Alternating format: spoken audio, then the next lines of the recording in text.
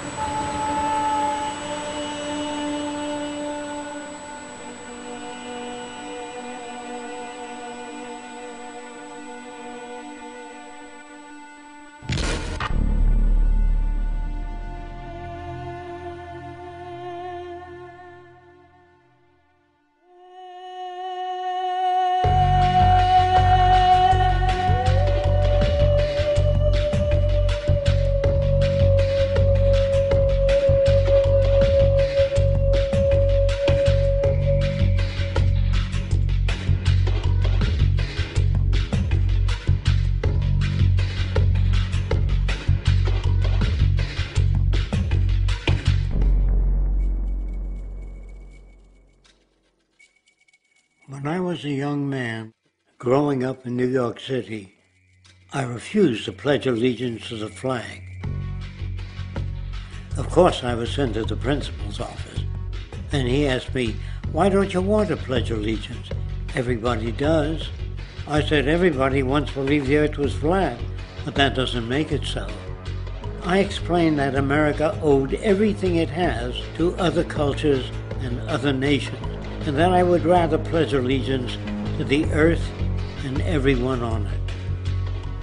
Needless to say, it wasn't long before I left school entirely, and I set up a lab in my bedroom. There I began to learn about science and nature. I realized then that the universe is governed by laws, and that the human being, along with society itself, was not exempt from these laws. Then came the crash of 1929, which began what we now call the Great Depression. I found it difficult to understand why millions were out of work, homeless, starving, while all the factories were sitting there. The resources were unchanged. It was then that I realized that the rules of the economic game were inherently invalid. Shortly after came World War II, where various nations took turns systematically destroying each other. I later calculated that all the destruction and wasted resources spent on that war could have easily provided for every human need on the planet. Since that time, I have watched humanity set the stage for its own extinction. I have watched as the precious finite resources are perpetually wasted and destroyed in the name of profit and free markets. I have watched the social values of society be reduced into a base artificiality of materialism and mindless consumption. And I have watched as the monetary powers control the political structure of supposedly free societies. I'm 94 years old now, and I'm afraid my disposition is the same as it was 75 years ago. This shit's got to go.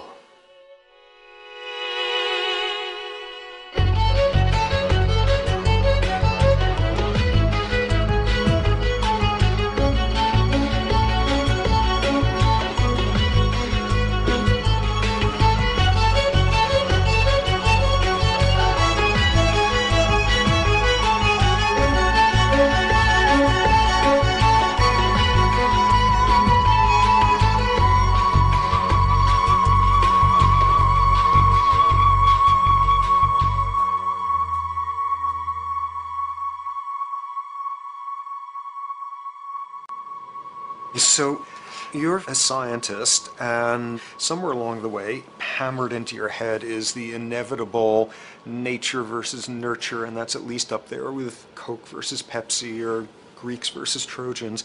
So nature versus nurture, this by now utterly oversimplifying view of where influences on how a cell deals with an energy crisis, up to what makes us who we are on the most individualistic levels of personality.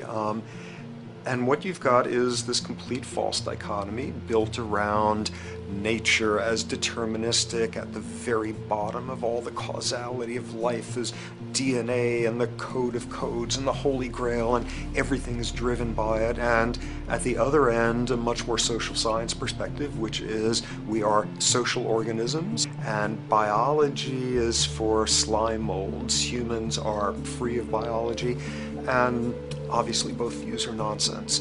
What you see instead is it is virtually impossible to understand how biology works outside the context of environment. One of the most crazy-making yet widespread and potentially dangerous notions is, oh, that behavior is genetic.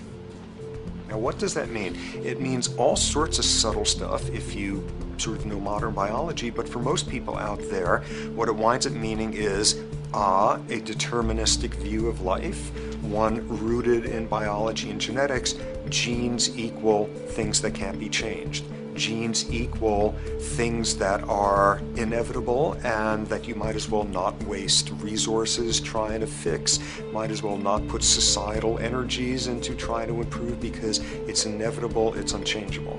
And that is sheer nonsense.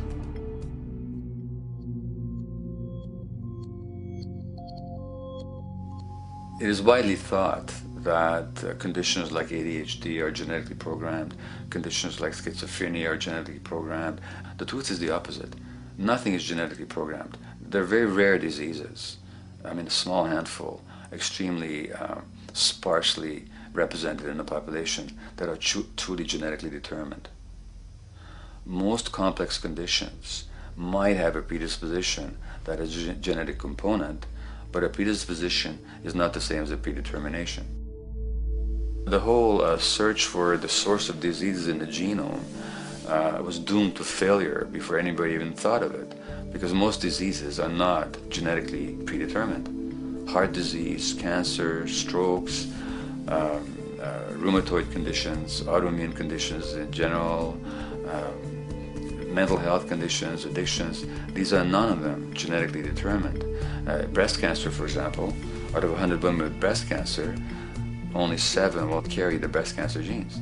93 do not. And out of 100 women who do have the genes, not all of them will get cancer.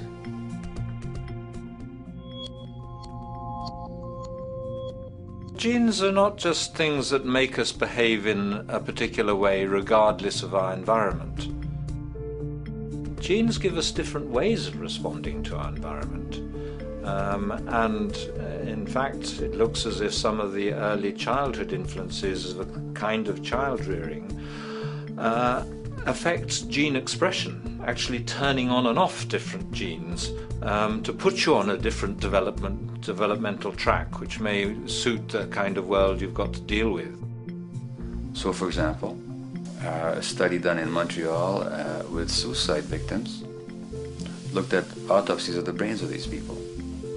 And it turned out that if a suicide victim, these are usually young adults, had been abused as children, the abuse actually caused a genetic change in the brain that was absent in the brains of people who had not been abused.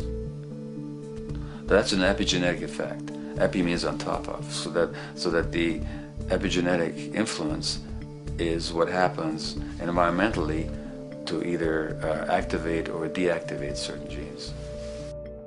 In New Zealand, there's a study that was done in a town called Dunedin, in which a few thousand individuals were studied from birth up to into their 20s.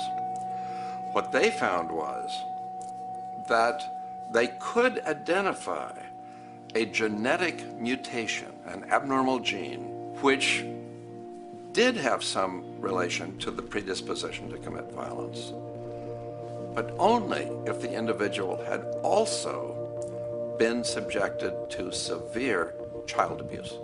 In other words, a child with this abnormal gene would be no more likely to be violent than anybody else, and in fact they actually had a lower rate of violence than people with normal genes, as long as they weren't abused as children. Great additional example of the ways in which genes are not be-all, end-all. Fancy technique where you can take a specific gene out of a mouse, that mouse and its descendants will not have that gene, you have knocked out that gene. So there's this one gene that codes for a protein that has something to do with learning and memory, and this fabulous demonstration, knock out that gene and you have a mouse that doesn't learn as well. Ooh, a genetic basis for intelligence. What was much less appreciated in that landmark study that got picked up by the media left and right is take those genetically impaired mice and raise them in a much more enriched, stimulating environment than your normal mice in a lab cage, and they completely overcame that deficit. So when one says in a contemporary sense that, oh, this behavior is genetic, to the extent that that's even a valid sort of phrase to use, what you're saying is there is a genetic contribution to how this organism responds to environment. Genes may influence the readiness with which an organism will deal with a certain environmental challenge. That's not the version most people have in their minds. And not to be too soapboxing, but run with the old sort of version of it's genetic, and it's not that far from a history of eugenics and things of that sort. It's a widespread misconception, and it's a potentially fairly dangerous one. One reason that the sort of biological explanation for violence, one reason that hypothesis is potentially dangerous, it's not just misleading, it can really do harm, is because if you believe that, you could very easily say, well, there's nothing we can do to change the predisposition people have to becoming violent. All we can do if somebody becomes violent is punish them, lock them up or execute them. But we don't need to worry about changing the social environment or the social preconditions that may lead people to become violent, because that's irrelevant. The genetic argument allows us the luxury of ignoring past and present historical and social factors. And in the words of Louis Menand, he wrote in the New Yorker, very astutely, he said, "It's all in the genes, an explanation for the way things are that does not threaten the way things are. Why should someone feel unhappy or engage in antisocial behavior when that person is living in the freest and most prosperous nation on earth? It can't be the system. There must be a flaw in the wiring somewhere," which is a good way of putting it. So the genetic argument is simply a cop-out, which allows us to ignore the social and economic and political factors that in fact underlie many troublesome behaviors.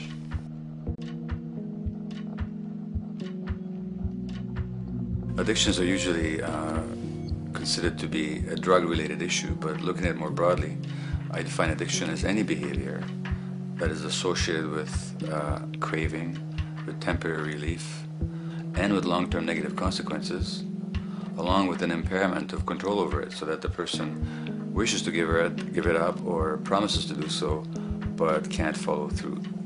And when you understand that, then you can see that there are many more addictions than simply those related to drugs. So there's workaholism, there's the addiction to shopping, to the internet, to video games.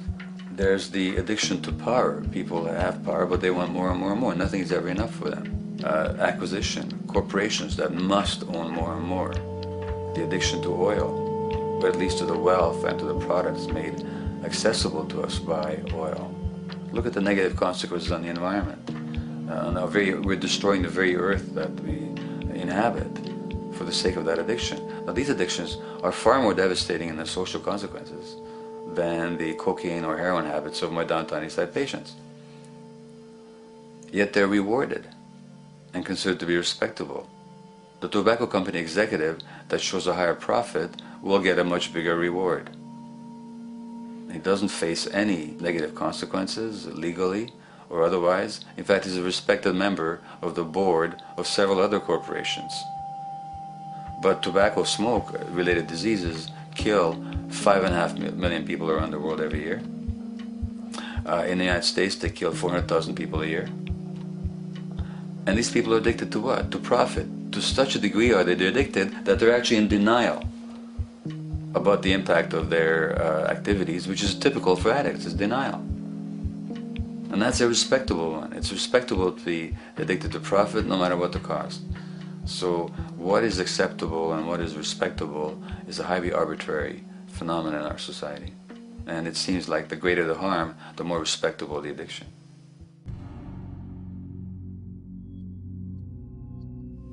There's a general myth that drugs in themselves are addictive. In fact, the war on drugs is predicated on the idea that if you interdict the sources of drugs, you can deal with addiction that way.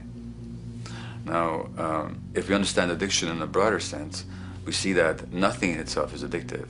No substance, no drug is by itself addictive, and no behavior is by itself addictive. Many people can go shopping without becoming shopaholics. Not everybody becomes a food addict. Not everyone who drinks a glass of wine becomes an alcoholic. So the real issue is what makes people susceptible, because it's the combination of a susceptible individual and the potentially addictive substance or behavior that actually then makes for full flowering of addiction. In short, it's not the drug that's addictive, it's the question of the susceptibility of the individual to being addicted to a particular substance or behavior. If we wish to understand what then makes some people susceptible, we actually have to look at their life experience. The old idea, although it's old, but it's still broadly held, that addictions are due to some genetic cause is simply scientifically untenable. What the case is actually is that certain life experiences make people susceptible. Life experiences that not only shape the person's personality and psychological needs, but also their very brains in certain ways. And that process begins in utero.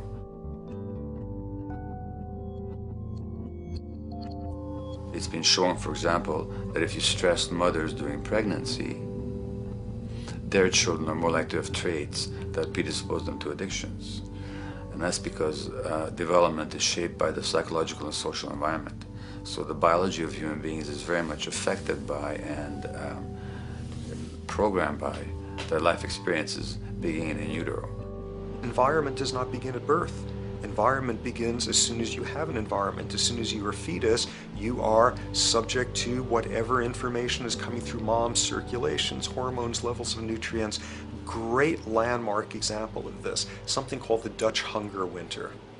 1944, Nazis occupying Holland. For a bunch of reasons, they decide to take all the food and divert it to Germany. For 3 months, everybody there is starving. Tens of thousands of people starve to death. What the Dutch hunger winter effect is, if you were a second or third trimester fetus during the starvation, your body learned something very unique during that time. As it turns out, second, third trimester, something that your body is going about trying to learn about the environment is, well, how menacing of a place is it out there? How plentiful? How much nutrients am I getting by way of mom's circulation? Be a fetus who is starving during that time, and your body programs forever after to be really stingy with your sugar and fat, and what you do is you store every bit of it. Be a Dutch hunger winter fetus, and half a century later, everything else being equal, you are more likely to have high blood pressure, obesity, or metabolic syndrome. That is environment coming in a very unexpected place. You can stress animals in a laboratory when they're pregnant, and their offspring will be more likely to use cocaine and alcohol as adults. You can stress human mothers. For example, in a British study, women who are abused in pregnancy will have higher levels of the stress hormone cortisol in their placenta at birth, and their children are more likely to have conditions that predispose them to addictions by age 7 or 8. So in utero stress already prepares the ground for all kinds of mental health issues. Israeli study done prior on children born to mothers who were pregnant prior to the onset of the 1967 war. These women, of course, are very stressed, and their offspring have a higher incidence of schizophrenia than the average cohort. So there's plenty of evidence now that prenatal effects have a huge impact on the developing human being.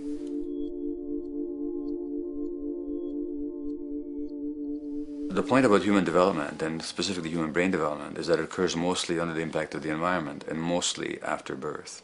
Now, if you compare us to a horse, which can run on the first day of life, we see that we are very undeveloped. We can't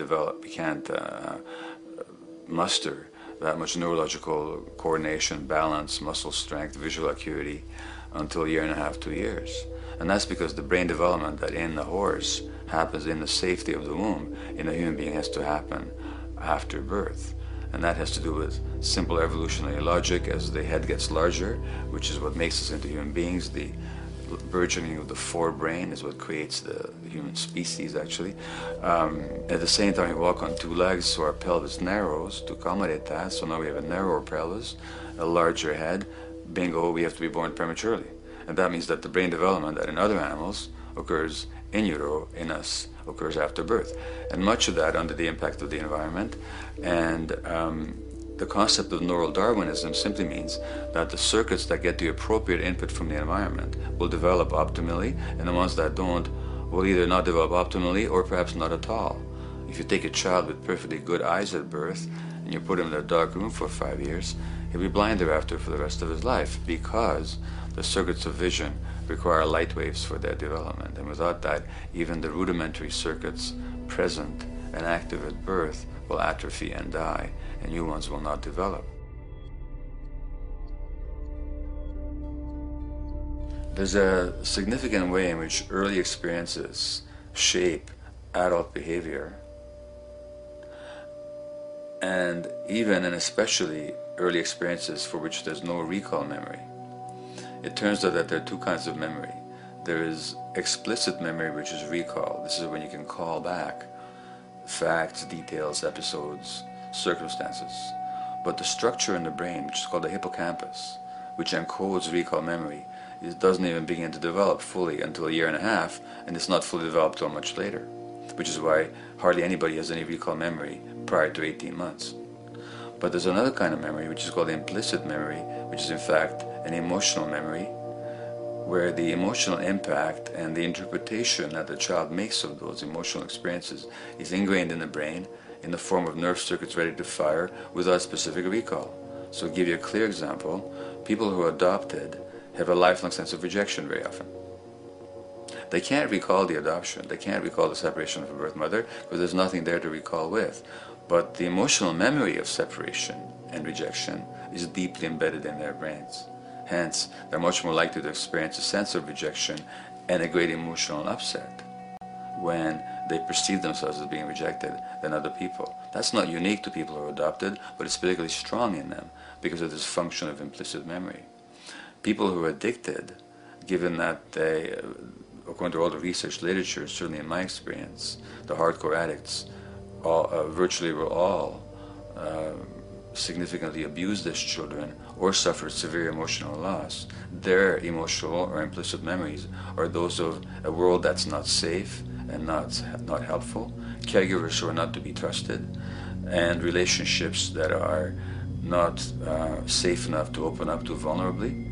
And hence their responses tend to be to keep themselves separate from really intimate relationships, not to trust caregivers, doctors and other people who are trying to help them, and generally see the world as an unsafe place. And that's strictly a function of implicit memory, which sometimes has to do with incidents they don't even recall.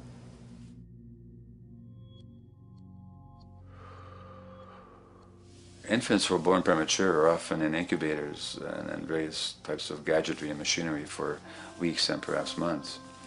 It's now known that if these children are touched and stroked on the back for just 10 minutes a day, that promotes their brain development. So human touch is essential for development. And in fact, infants who are never picked up will actually die. That's how much of a fundamental need being held is to human beings. In our society, there's an unfortunate tendency to tell parents not to pick up their kids, not to hold them, not to pick up babies who are crying for fear of spoiling them, or to encourage them to sleep through the night. You don't pick them up, which is just the opposite of what the child needs. And these children might go back to sleep because they give up and their brains just shut down as a way of defending against the vulnerability of being abandoned really by their parents. But their implicit memories will be that of a world that doesn't give a damn. A lot of these differences are structured very early in life. In a way, if you like, the parental experience of adversity, how tough life is or how easy it is passed on to children, whether through maternal depression or parents being bad-tempered with their kids because they've had a hard day or just being too tired at the end of the day. And these have very powerful effects, programming children's development, which we know a lot about now. But that early sensitivity isn't just an evolutionary mistake. It exists again in many different species. Even seedlings, there's an early adaptive process to the kind of environment they're growing up in. But for humans, the adaptation is to the quality of social relations. And so early life, how nurturing or how much conflict, how much attention you get, is a taster of the kind of world you may be growing up in. Are you growing up in a world where you have to fight for what you can get, watch your back, fend for yourself, learn not to trust others? Or are you growing up in a society where you depend on reciprocity, mutuality, cooperation, where empathy is important, where your security depends on good relations with other people? And that needs a very different emotional and cognitive development. And that's what the early sensitivity is about. And parenting is almost, quite unconsciously, a system for passing on that experience to children of the kind of world they're in. The great British child psychiatrist D.W. Winnicott said that fundamentally two things can go wrong in childhood. One is when things happen that shouldn't happen, and then things that should happen but don't. And the first category is the traumatic and abusive and abandonment experiences of my downtown East Side patients and of many addicts. That's what shouldn't happen but did. But then there is the non-stressed, attuned, non-distracted attention of the parent that every child needs, that very often children don't get. They're not abused, they're not neglected, and they're not traumatized. But what should happen, the presence of the emotionally available, nurturing parent, just is not available to them because of the stresses in our society and the parenting environment. And the psychologist Alan Shore calls that proximal abandonment, when the parent is physically present, but emotionally absent. I have spent, roughly the last 40 years of my life working with the most violent people our society produces, murderers, rapists, and so on, in an attempt to understand what causes this violence. I discovered that the most violent of the criminals in our prisons had themselves been victims of a degree of child abuse that was beyond the scale of what I ever thought of applying the term child abuse to. I had no idea of the depth of the depravity with which children in our society are all too often treated. The most violent people I saw were themselves the survivors of their own attempted murder, often at the hands of their parents or other people in their social environment, or were the survivors of family members who'd been killed, their closest family members, by other people. The Buddha argued that everything depends on everything else. He says the one contains the many and the many contains the one. That you can't understand anything in isolation from its environment. The leaf contains the sun, the sky, and the earth, obviously. This has not been shown to be true, of course, all around, and specifically when it comes to human development. The modern scientific term for it is the biopsychosocial nature of human development, which says that the biology of human beings depends very much on their interaction with the social and psychological environment. And specifically, the psychiatrist and researcher Daniel Siegel at University of California, Los Angeles, UCLA, has coined the phrase interpersonal neurobiology, which means to say that the way that our nervous system functions depends very much on our personal relationships. In the first place with the parenting caregivers, and in the second place with other important attachment figures in our lives, and in the third place with our entire culture. So that you can't separate the neurological functioning of a human being from the environment in which he or she grew up in and continues to exist in. And this is true throughout the life cycle. It's particularly true when you're dependent and helpless and your brain is developing, but it's true even in adults and even at the end of life. Human beings have lived in almost every kind of society, from the most egalitarian, hunting and gathering societies seem to have been very egalitarian, for instance, based on food sharing, gift exchange. Small bands of people living predominantly off of foraging, but a little bit of hunting. Predominantly among people you have at the least known your entire life, if not surrounded by third cousins or closer, in a world in which there is a great deal of fluidity between different groups, in a world in which there is not a whole lot in terms of material culture. This is how humans have spent most of their hominid history. And no surprise, that makes for a very different world. One of the things you get as a result of that is far less violence. Organized group violence is not something that occurred at that time. of human history, and that seems quite clear. So where did we go wrong? Violence is not universal. It's not symmetrically distributed throughout the human race. There is a huge variation in the amount of violence in different societies. There are some societies that have virtually no violence. There are others that destroy themselves. Some of the Anabaptist religious groups that are complete strict pacifists, like the Amish, the Mennonites, the Hutterites. Among some of these groups, the Hutterites, there are no recorded cases of homicide. During our major wars, like World War II, where people were being drafted, they would refuse to serve in the military. They would go to prison rather than serve in the military. In the kibbutzim in Israel, the level of violence is so low that the criminal courts there will often send violent offenders, people who've committed crimes, to live on the kibbutzim in order to learn how to live a nonviolent life, because that's the way people live there. So we are amply shaped by society.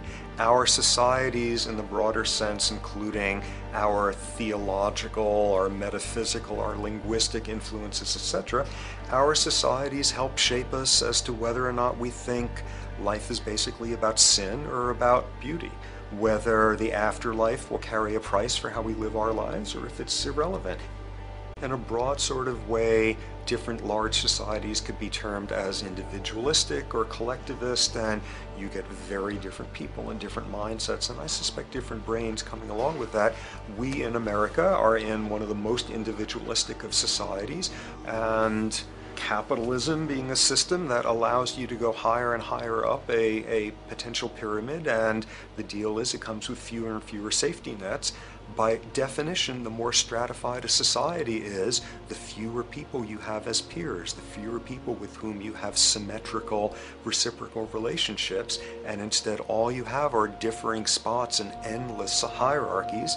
And a world in which you have few reciprocal partners is a world with a lot less altruism.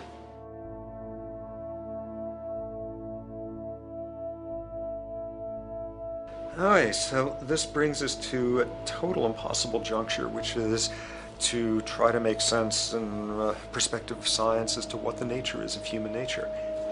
You know, on a certain level, the nature of our nature is not to be particularly constrained by our nature. We come up with more social variability than any species out there, more systems of belief, of styles of family structures, of ways of raising children. The capacity for variety that we have is extraordinary. In a society which is predicated on competition and really very often the ruthless exploitation of one human being by another, the profiteering of other people's problems, and very often the creation of problems for the purpose of profiteering, the ruling ideology will very often justify that behavior by appeals to some fundamental and unalterable human nature. So the myth in our society is that people are competitive by nature, and that they're individualistic, and that they're selfish. The real reality is quite the opposite. We have certain human needs. The only way that you can talk about human nature concretely is by recognizing that there's certain human needs. We have a human need for companionship and for close contact, to be loved, to be attached to be accepted, to be seen, to be received for who we are. If those needs are met, we develop into people who are compassionate and cooperative and who have empathy for other people. So the opposite that we often see in our society is in fact the distortion of human nature, precisely because so few people have their needs met. So yes, you can talk about a human nature, but only in the sense of basic human needs that are instinctively evoked, or I should say certain human needs that lead to certain traits if they are met, and a different set of traits if they're denied. So, when we recognize the fact that the human organism, which has a great deal of adaptive flexibility, allowing us to survive in many different conditions, is also rigidly programmed for certain environmental requirements or human needs, a social imperative begins to emerge. Just as our bodies require physical nutrients, the human brain demands positive forms of environmental stimulus at all stages of development, while also needing to be protected from other negative forms of stimulus. And if things that should happen do not, or if things that shouldn't happen do, it is now apparent that the door can be opened for not only a cascade of mental and physical diseases, but many detrimental human behaviors as well. So as we turn our perspective now outward and take account for the state of affairs today, we must ask the question, is the condition we have created in the modern world actually supporting our health? Is the bedrock of our socioeconomic system acting as a positive force for human and social development and progress? Or is the foundational gravitation of our society actually going against the core evolutionary requirements needed to create and maintain our personal and social well-being?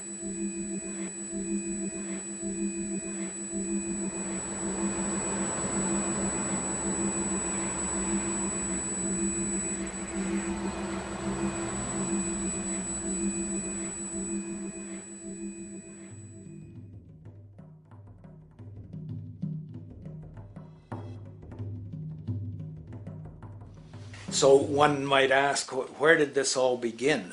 What we have today, really a world in a state of cumulative collapse.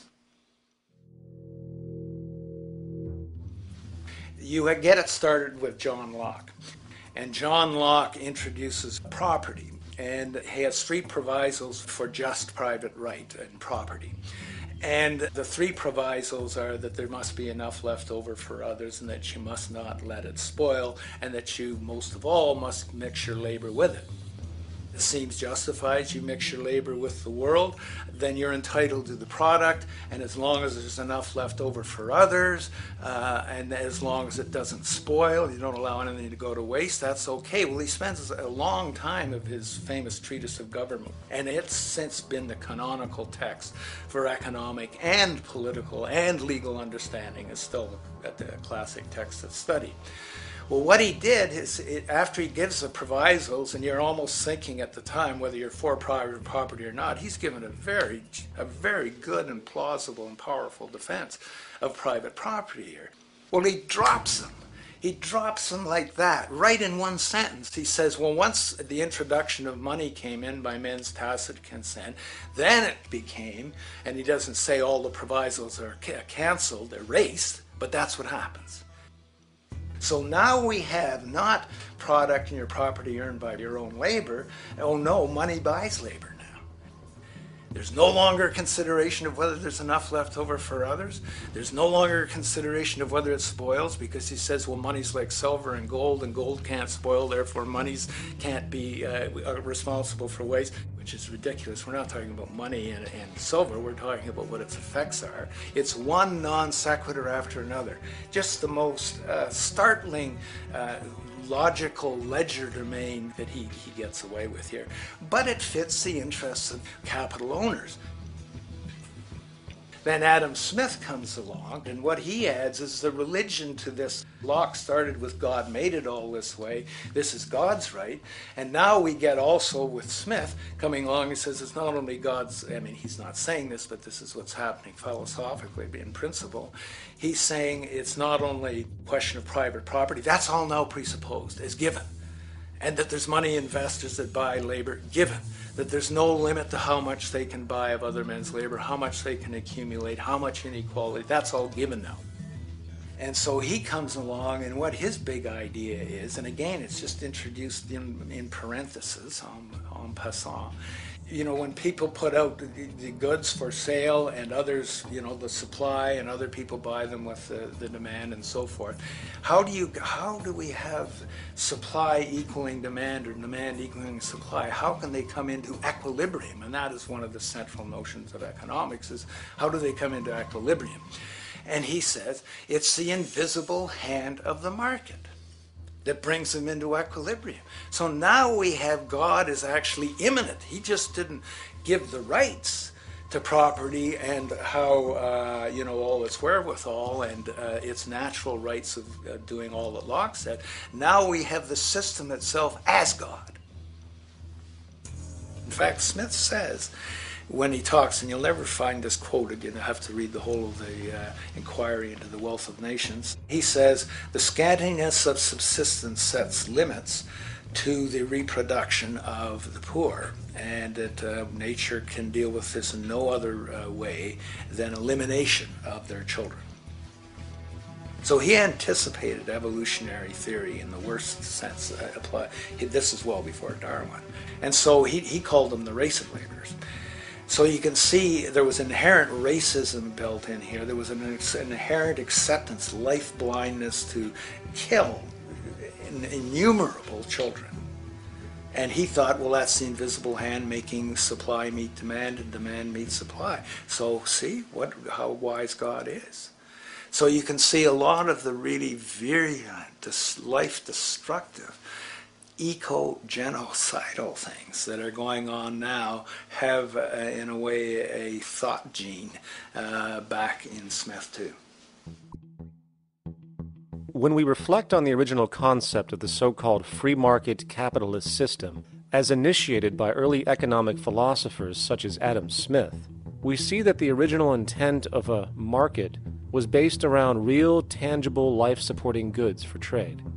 Adam Smith never fathomed that the most profitable economic sector on the planet would eventually be in the arena of financial trading or so-called investment, where money itself is simply gained by the movement of other money in an arbitrary game which holds zero productive merit to society. Yet, regardless of Smith's intent, the door for such seemingly anomalous advents was left wide open by one fundamental tenet of this theory. Money is treated as a commodity in and of itself. Today, in every economy of the world, regardless of the social system they claim, money is pursued for the sake of money and nothing else. The underlying idea, which was mysteriously qualified by Adam Smith with his religious declaration of the invisible hand, is that the narrow, self-interested pursuit of this fictional commodity will somehow magically manifest human and social well-being and progress.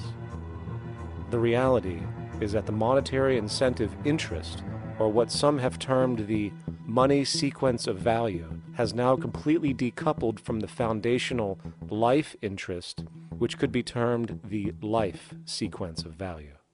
What has happened is that there's a complete confusion in economic doctrine between those two sequences. They think that the money sequence of value delivers the life sequence of value, and that's why they say if more goods are sold, if GDPs rise and so forth, therefore there'll be more well-being, enhanced well-being. We take the GDP to be basically our indicator of social health.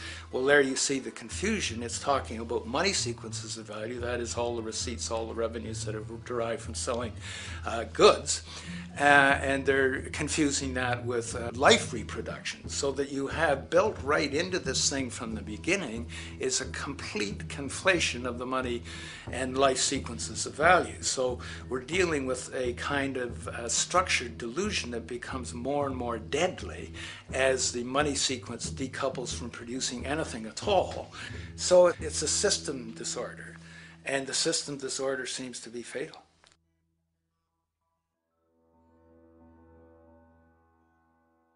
In society today, you seldom hear anyone speak of the progress of their country or society in terms of their physical well-being, state of happiness, trust, or social stability. Rather, the measures are presented to us through economic abstractions. We have the gross domestic product, the consumer price index, the value of the stock market, rates of inflation, and so on. But does this tell us anything of real value as to the quality of people's lives? No, all these measures have to do with the money sequence itself and nothing more. For example, the gross domestic product of a country is a measure of the value of goods and services sold. This measure is claimed to correlate to the standard of living of a country's people. In the United States, healthcare accounted for over 17% of GDP in 2009, amounting to over $2.5 trillion spent, hence creating a positive effect on this economic measure. And based on this logic, it would be even better for the U.S. economy if healthcare services increased more so, perhaps to $3 trillion or $5 trillion, since that would create more growth, more jobs, and hence boasted by economists as a rise in their country's standard of living. But wait a minute, what do healthcare services actually represent? Well, sick and dying people. That's right, the more unhealthy people there are in America, the better the economy. Now, that is not an exaggeration or a cynical perspective. In fact, if we step back far enough, you will realize that the GDP not only doesn't reflect real public or social health on any tangible level, it is, in fact, mostly a measure of industrial inefficiency and social degradation. And the more you see it rise, the worse things are becoming with respect to personal, social, and environmental integrity. You have to create problems to create profit. There is no profit under the current paradigm in saving lives, putting balance on this planet, having justice and peace or anything else. There's just no profit there. There's an old saying, pass a law, create a business, whether you're creating a business for a lawyer or whatever. So, crime does create business, just like destruction creates business in Haiti. We have now roughly 2 million people incarcerated in this country, and of those, many of them are in prisons run by private corporations, Corrections Corporation of America, Wackenhut, who trade their stock on Wall Street based upon how many people are in jail. Now that's sickness, but that is a reflection of what this economic paradigm calls for. So what exactly does this economic paradigm call for? What is it that keeps our economic system going? Consumption. Or more accurately, cyclical consumption. When we break down the foundation of classic market economics, we are left with a pattern of monetary exchange that simply cannot be allowed to stop or even substantially slowed, if the society as we know it is to remain operational. There are three main actors on the economic stage: the employee, the employer, and the consumer. The employee sells labor to the employer for income. The employer sells its production services and hence goods to the consumer for income. And the consumer, of course, is simply another role of the employer and employee, spending back into the system to enable the cyclical consumption to continue. In other words, the global market system is based on the assumption that there will always be enough product demand in society to move enough money around at a rate which can keep the consumption process going. And the faster the rate of consumption, the more so-called economic growth is assumed, and so the machine goes. But hold on, I thought an economy was meant to, economize? Doesn't the very term have to do with preservation and efficiency and a reduction of waste? So how does our system, which demands consumption and the more the better, efficiently preserve or economize at all? Well, it doesn't. The intent of the market system is, in fact, the exact opposite of what a real economy is supposed to do, which is efficiently and conservatively orient the materials for production and distribution of life-supporting goods. We live on a finite planet with finite resources, where, for example, the oil we utilize took millions of years to develop, where the minerals we use took billions of years to develop. So, having a system that deliberately promotes the acceleration of consumption for the sake of so-called economic growth is pure ecocidal insanity. Absence of waste, that's what efficiency is. Absence of waste. This system is more wasteful than all the other existing systems in the history of the planet. Every level of life organization and life system is in a state of crisis and challenge and decay or collapse. No peer-reviewed journal in the last 30 years will tell you anything different. That is that every life system is in decline, as well as social programs, as well as our water access. Try to name any means of life that isn't threatened and in danger. You can't. There really isn't one, and that's very, very despairing. But we haven't even figured out the causal mechanism. We don't want to face the causal mechanism. We just want to go on, that's what insanity is, where you keep doing the same thing over and over again, though it clearly doesn't work. So you're really dealing with not an economic system, but I would go so far as to say an anti-economic system. There's an old saying that the competitive market model seeks to create the best possible goods at the lowest possible prices. This statement is essentially the incentive concept which justifies market competition based on the assumption that the result is the production of higher quality goods. If I was going to build myself a table from scratch, I would naturally build it out of the best, most durable materials possible, right? With the intent for it to last as long as possible. Why would I want to make something poor, knowing I would have to eventually do it again and expend more materials and more energy? Well, as rational as that may seem in the physical world, when it comes to the market world, it is not only explicitly irrational, it is not even an option. It is technically impossible to produce the best of anything if a company is to maintain a competitive edge and hence remain affordable to the consumer. Literally everything created and set for sale in the global economy is immediately inferior the moment it is produced, for it is a mathematical impossibility to make the most scientifically advanced, efficient, and strategically sustainable products. This is due to the fact that the market system requires that cost efficiency, or the need to reduce expenses, exist at every stage of production, from the cost of labor to the cost of materials and packaging, and so on. This competitive strategy, of course, is to make sure the public buys their goods rather than from a competing producer, which is doing the exact same thing to also make their goods both competitive and affordable. This immutably wasteful consequence of the system could be termed intrinsic obsolescence. However, this is only one part of a larger problem. A fundamental governing principle of market economics, one that you will not find in any textbook, by the way, is the following. Nothing produced can be allowed to maintain a lifespan longer than what can be endured in order to continue cyclical consumption. In other words, it is critical that stuff break down, fail, and expire within a certain amount of time. This is termed planned obsolescence. Planned obsolescence is the backbone of the underlying market strategy of every goods-producing corporation in existence. While very few, of course, would admit to such a strategy outright, what they do is mask it within the intrinsic obsolescence phenomenon just discussed, while often ignoring or even suppressing new advents in technology which might create a more sustainable, durable good. So, if it wasn't wasteful enough that the system inherently cannot allow the most durable and efficient goods to be produced, planned obsolescence deliberately recognizes that the longer any good is in operation, the worse it is for sustaining cyclical consumption and hence the market system itself. In other words, product sustainability is actually inverse to economic growth, and hence there is a direct, reinforced incentive to make sure lifespans are short of any given good produced.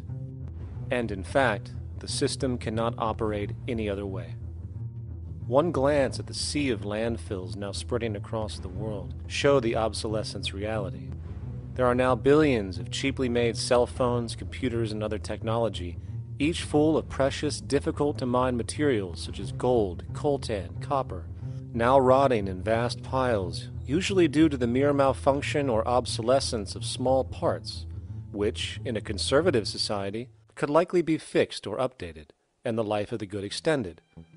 Unfortunately, as efficient as that may seem in our physical reality, living on a finite planet with finite resources, it is explicitly inefficient with respect to the market.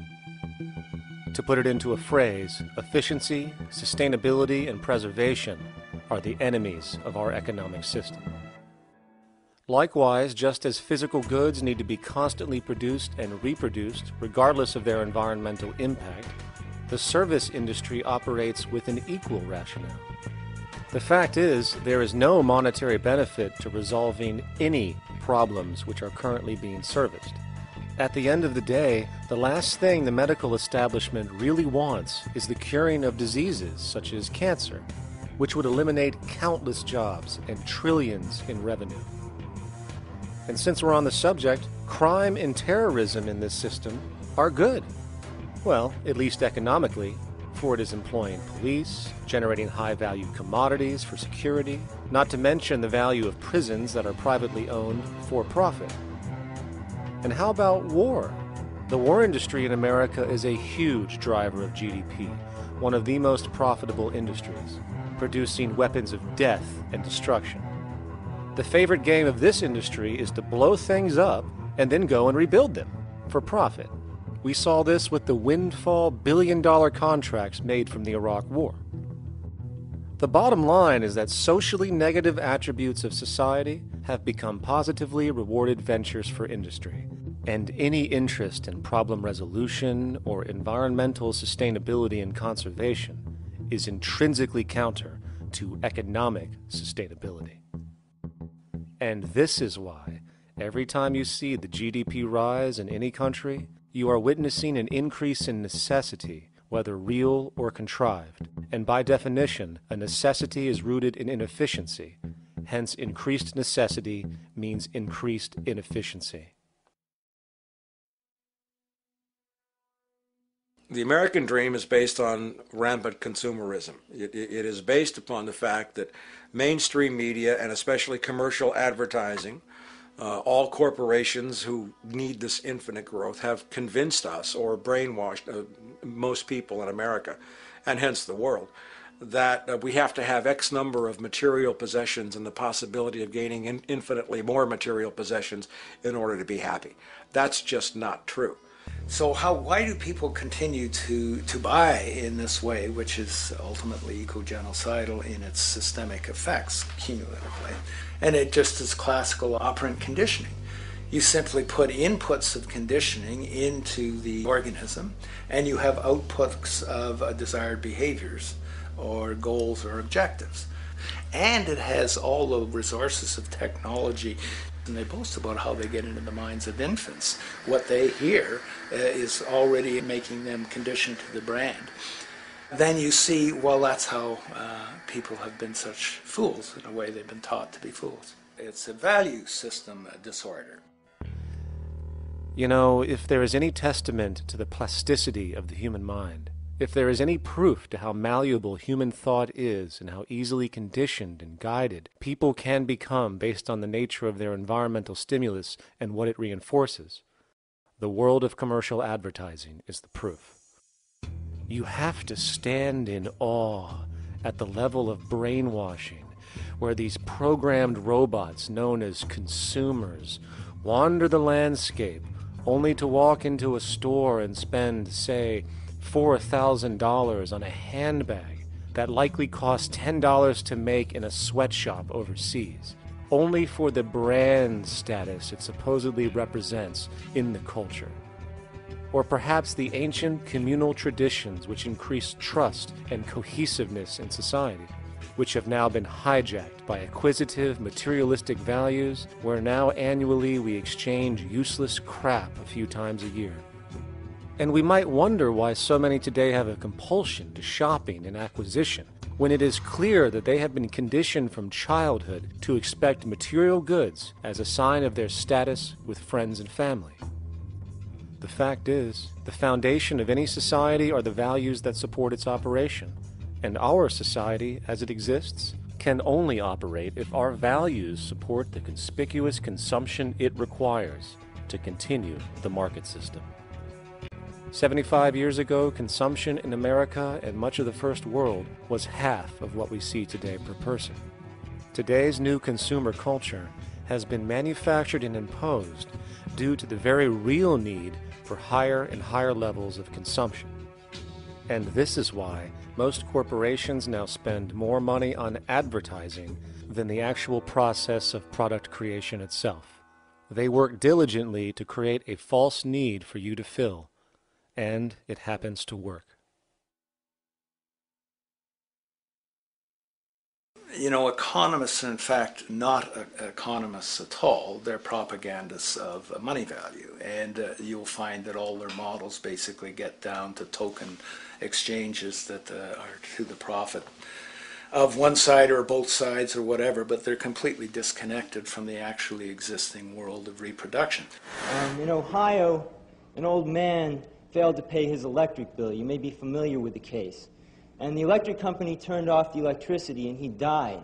The reason they turned it off was because it wouldn't have been profitable for them to keep it on because he didn't pay his bill. Do you believe that was right? The responsibility really lies not on the electric company for turning it off, but on those of this man's neighbors and friends and associates who are not charitable enough to enable him as an individual to meet the electric bill. Did I hear that right?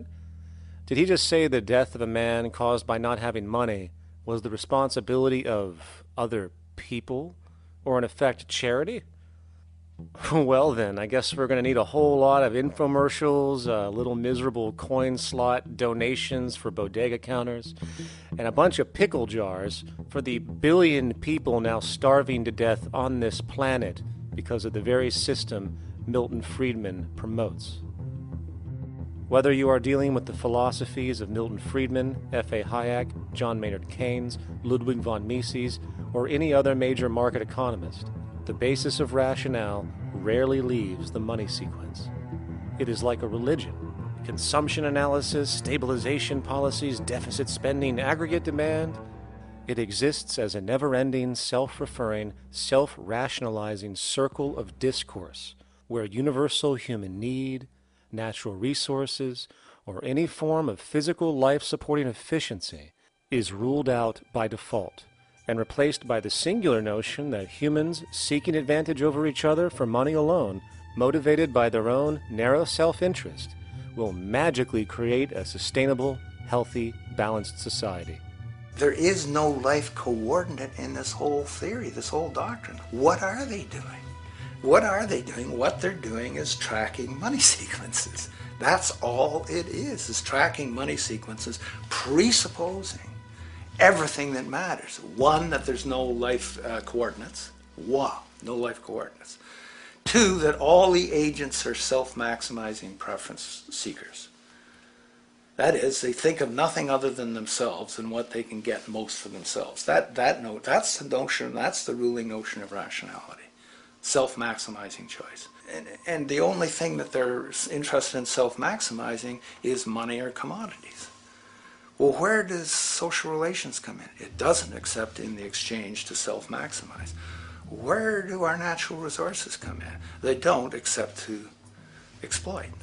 Where does the family come in as being able to survive? It doesn't. They have to have money in order to purchase any good. Well, shouldn't an economy deal somewhere with human need? Isn't that what the fundamental issue is, to satisfy human needs? Oh, need isn't even in your lexicon. You dissolve it into wants. And what is a want? That means money demand that wants to buy. Well, if it's money demand that wants to buy, it's got nothing to do with need, because it may be the person has no money demand and desperately needs, say, water supply. Or it may be money demand wants a gold toilet seat. Well, where does it all go? To the gold toilet seat. And you call this economics? Like, it's really, when one thinks of it, it's got to be the most bizarre delusion in the history of human thought. Now, so far we have focused on the market system, but this system is actually only one half of the global economic paradigm. The other half is the monetary system. While the market system deals with the interaction of people gaming for profit across the spectrum of labor, production, and distribution, the monetary system is an underlying set of policies set by financial institutions which create conditions for the market system, among other things. It includes terms we often hear, such as interest rates, loans, debt, the money supply, inflation, etc. And while you might want to pull your hair out listening to the gibberish coming from the monetary economists, modest preemptive actions can obviate the need of more drastic actions at a later date. The nature and effect of this system is actually quite simple. Our economy has, or the global economy has, three basic things that govern it. One is fractional reserve banking, banks printing money out of nothing. It's also based upon compound interest. When you borrow money, you have to pay back more than you borrowed, which means that you, in effect, create money out of thin air, again, which has to be serviced by creating still more money. We live in an infinite growth paradigm. The economic paradigm we live in now is a Ponzi scheme. It's nothing grows forever. It's not possible. As a great psychologist James Hillman wrote, the only thing that grows in a human body after a certain age is cancer. It's not just the amount of money that has to keep growing, it's the amount of consumers. Consumers to borrow money at interest to generate more money, and obviously that's not possible on a finite planet. People are basically vehicles to just create money, which must create more money to keep the whole thing from falling apart, which is what's happening right now. There are really only two things anyone needs to know about the monetary system. 1. All money is created out of debt.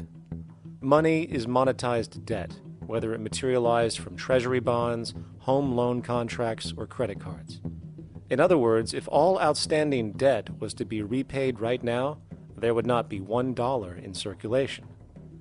And 2, interest is charged on virtually all loans made, and the money needed to pay back this interest does not exist in the money supply outright. Only the principal is created by the loans, and the principal is the money supply.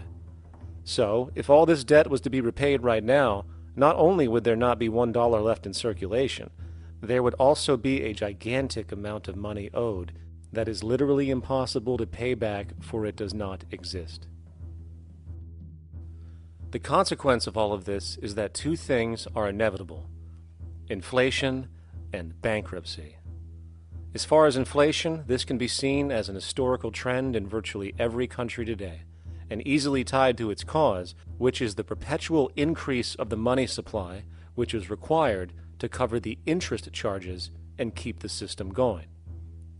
As far as bankruptcy, it comes in the form of debt collapse. This collapse will inevitably occur with a person, a business, or a country, and typically happens when the interest payments are no longer possible to make. But there is a bright side to all of this. Well, at least in terms of the market system, because debt creates pressure. Debt creates wage slaves. A person in debt is much more likely to take a low wage than a person who isn't, hence becoming a cheap commodity. So it's great for the corporations to have a pool of people that have no financial mobility. But hey, that same train of thought also goes for entire countries. The World Bank and the International Monetary Fund, which mostly serve as proxies for transnational corporate interests, give gigantic loans to troubled countries at very high interest rates, and then, once the countries are deeply in the hole and can't pay, austerity measures are applied, the corporations swoop in, set up sweatshops, and take their natural resources. Now that's market efficiency. But wait, there's more. You see, there's this unique hybrid of the monetary and market system called the stock market, which rather than, actually produce anything real, they just buy and sell money itself. And when it comes to debt, you know what they do? That's right, they trade it. They actually buy and sell debt for profit, from credit default swaps and collateralized debt obligations for consumer debt, to complex derivative schemes used to mask the debt of entire countries, such as the collusion of investment bank Goldman Sachs in Greece, which nearly collapsed the entire European economy. So when it comes to the stock market and Wall Street, we have an entirely new level of insanity born out of the money sequence of value. All you need to know about markets was written in an editorial in the Wall Street Journal a couple of years ago. It was called Lessons of the Brain-Damaged Investor. And in this editorial, they explain why people with slight brain damage do better as investors than people with normal brain functionality. Why? Because the slightly brain-damaged person has no empathy. And that's the key. If you don't have any empathy, you do well as an investor. And so Wall Street breeds people who have no empathy, to go in there and to make decisions and make trades that they have no compunction about and no thought whatsoever as to what they're doing might affect their fellow human being. So they breed these robots, these people who have no souls. And since they don't even want to pay these people anymore, they're now breeding robots, real algorithmic traders.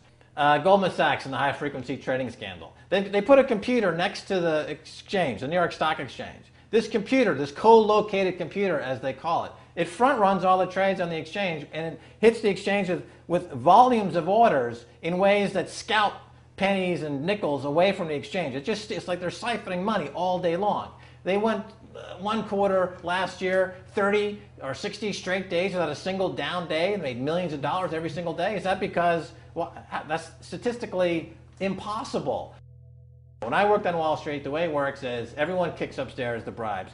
The brokers bribe to the office manager bribes to the regional sales manager bribes to the national sales manager. It's a common understanding. At Christmas, who gets the biggest bonus at Christmas in an average brokerage office? The compliance officer. The compliance officer sits there all day long. He's supposed to be making sure you don't violate any of the margin rules and you're complying with the law. Of course, yeah, to the extent that you can bribe the compliance officer, yeah, that's right, you are complying with the law. So how does fraud has become the system? It's no longer a byproduct. It is the system. You know, it's like that old Woody Allen joke. He says, "Doctor, my brother thinks he's a chicken." And the doctor says, "Take a pill, and that should cure the problem." And he says, "No, doctor, you don't understand. We need the eggs." Okay? So the trading of fraudulent claims back and forth between banks to generate fees, to generate bonuses, has become the GDP producing growth engine of the United States economy. Even though they're essentially trading fraudulent claims that there's absolutely no hope of ever paying back. They're processing and generating and re-securitizing nothing. If I write $20 billion on a cocktail napkin and I sell it to JP Morgan while JP Morgan writes $20 billion on a cocktail napkin, and we swap those two cocktail napkins at a bar, and we each pay ourselves 1/4% in a fee, we make a lot of money for our Christmas bonus. We each have on our books a $20 billion cocktail napkin, which has no real value until such time as the system is no longer able to absorb bogus cocktail napkins, in which case we go to the government to get bailed out. And because of Wall Street and the global stock market, there are now conservatively about $700 trillion of outstanding fraudulent claims known as derivatives, still waiting to collapse, a value amounting to over 10 times the gross domestic product of the entire planet. And while we have seen the bailouts of corporations and banks by governments, which of course comedically borrow their money from banks to begin with, we are now seeing attempts to bail out whole countries by conglomerates of other countries through the international banks. But how do you bail out a planet? There is no country out there that isn't now saturated in debt. The cascade of sovereign debt defaults we have seen can only be the beginning when the math is taken into account. It has been estimated in the United States alone that income tax would need to be raised to 65% per person just to cover the interest in the near future. Economists are now foreshadowing that within a few decades, 60% of the countries on the planet will be bankrupt. But hold on, let me get this straight. The world is going bankrupt, whatever the hell that means, because of this idea called debt, which doesn't even exist in the physical reality. It's only part of a game that we've invented. And yet the well-being of billions of people is now being compromised. Extreme layoffs, tent cities, accelerating poverty, austerity measures imposed, schools shutting down, child hunger, and other levels of familial deprivation, all because of this elaborate fiction. What are we, fucking stupid?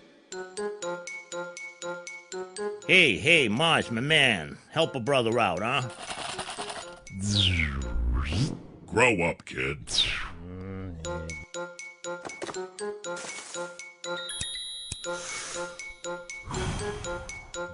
Saturn, what's up, man?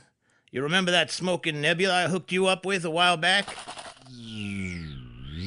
Listen, Earth, we're getting really tired of you. You've been given everything, and yet you waste it all. You got plenty of resources, and you know it. Why don't you grow up and learn some responsibility, for Christ's sake? You're making your mother miserable.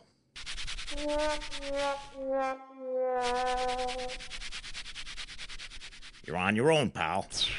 Yeah, whatever.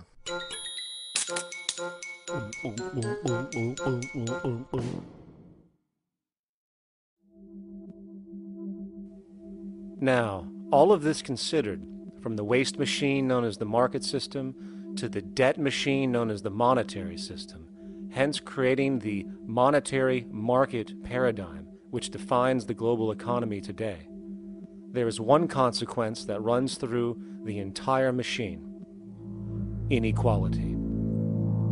Whether it is the market system which creates a natural gravitation towards monopoly and power consolidation, while also generating pockets of wealthy industries that tower over others regardless of utility, such as the fact that top hedge fund managers on Wall Street now take home over $300 million a year for contributing literally nothing, while a scientist looking for a cure for a disease trying to help humanity might make $60,000 a year if they're lucky. Or whether it is the monetary system, which has class division built right into its structure. For example, if I have $1 million to spare and I put it into a CD at 4% interest, I will make $40,000 a year. No social contribution, no nothing. However, if I'm a lower class person and have to take loans to buy my car or home, I am paying in interest, which, in abstraction, is going to pay that millionaire with the 4% CD. This stealing from the poor to pay the rich is a foundational, built-in aspect of the monetary system, and it could be labeled structural classism. Of course, historically, social stratification has always been deemed unfair, but obviously accepted overall as now 1% of the population owns 40% of the planet's wealth. But, material fairness aside, there is something else going on underneath the surface of inequality, causing an incredible deterioration in public health as a whole. Well, I think people are often puzzled by the contrast between the material success of our societies, unprecedented levels of wealth, and the many social failings. I mean, you know, if you look at the rates of drug abuse or violence or self-harm amongst kids or mental illness, there's clearly something going deeply wrong with our societies. What the data that I've been describing does is simply shows that intuition that people have had for hundreds of years, that inequality is divisive and socially corrosive, that intuition is truer than I think we ever imagined. There are very powerful psychological and social effects of inequality, more to do, I suppose, with feelings of superiority and inferiority, that kind of division, and maybe going with the sort of respect, disrespect, people feeling looked down on at the bottom, which, by the way, is why violence is more common in more unequal societies. It's the trigger to violence is so often people feeling looked down on and disrespected. If there is one principle I can emphasize that is the most important principle underlying the prevention of violence, it would be equality. The single most significant factor that affects the rate of violence is the degree of equality versus the degree of inequality in that society. So what one's looking at is a sort of general social dysfunction. It's not just one or two things that go wrong as inequality increases. It seems to be everything, whether we're talking about crime or health or mental illness or whatever. One of the really disturbing findings out in public health there is never ever make the mistake of being poor. or being born poor, your health pays for it in endless sorts of ways, something known as the health socioeconomic gradient. As you move down from the highest strata in society in terms of socioeconomic status, every step down, health gets worse for umpteen different diseases. Life expectancy gets worse, infant mortality rate, everything you could look at.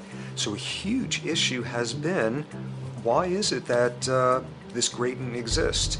Totally simple, obvious answer, which is if you are chronically sick, you're not going to be very productive, so health causes drive socioeconomic differences. Not that in the slightest. On the very simple level that you could look at socioeconomic status of a 10-year-old, and that's going to predict something about their health decades later. So that's the direction of causality. Next one, what's it about? Oh, it's perfectly obvious. Poor people can't afford to go to the doctor. It's healthcare access. It's got nothing to do with that, because you see these same gradients in countries with universal healthcare, socialized medicine. Okay, next simple explanation. Oh, on the average, the poorer you are, the more likely you are to smoke, to drink, to all sorts of lifestyle risk factor stuff. Yeah, those contribute, but careful studies have shown that explains maybe about a third of the variability. So what's left? And what's left is having a ton to do with the stress of poverty. So the poorer you are, starting off being, the person who's $1 income behind Bill Gates, the poorer you are in this country, on the average, the worse your health is. This tells us something really important. The health connection with poverty, it's not about being poor, it's about feeling poor. Increasingly, we recognize that chronic stress is an important influence on health, but the most important sources of stress are the quality of social relations. And if there is anything that lowers the quality of social relations, it is the socioeconomic stratification of society. What science has now shown is that regardless of material wealth, the stress of simply living in a stratified society leads to a vast spectrum of public health problems. And the greater the inequality, the worse they become. Life expectancy, longer in more equal countries. Drug abuse, less in more equal countries. Mental illness, less in more equal countries. Social capital, meaning the ability of people to trust each other, naturally greater in more equal countries. Educational scores, higher in more equal countries. Homicide rates, less in more equal countries. Crime and rates of imprisonment, less in more equal countries. It goes on and on. Infant mortality, obesity, teen birth rate, less in more equal countries. And perhaps most interesting, innovation, greater in more equal countries, which challenges the age-old notion that a competitive, stratified society is somehow more creative and inventive. Moreover, a study done in the UK called the Whitehall Study confirmed that there is a social distribution of disease as you go from the top of the socioeconomic ladder to the bottom. For example, it was found that the lowest rungs of the hierarchy had a 4-fold increase of heart disease-based mortality compared to the highest rungs. And this pattern exists irrespective of access to health care. Hence, the worse a person's relative financial status, the worse their health is going to be on average. This phenomenon is rooted in what could be termed psychosocial stress, and it is at the foundation of the greatest social distortions plaguing our society today. Its cause? The monetary market system.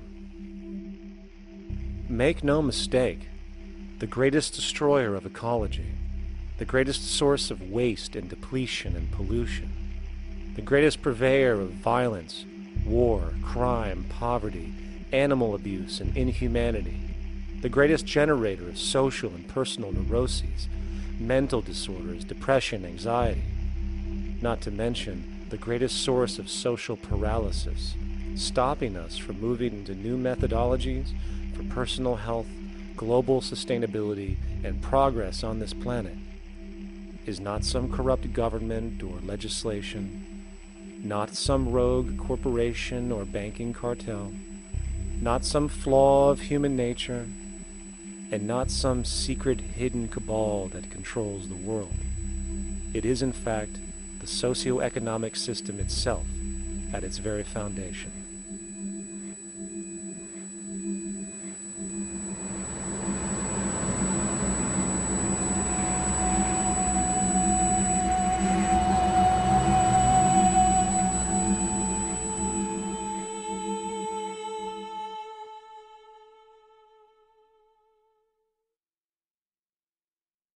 Let's imagine for a moment we had the option to redesign human civilization from the ground up.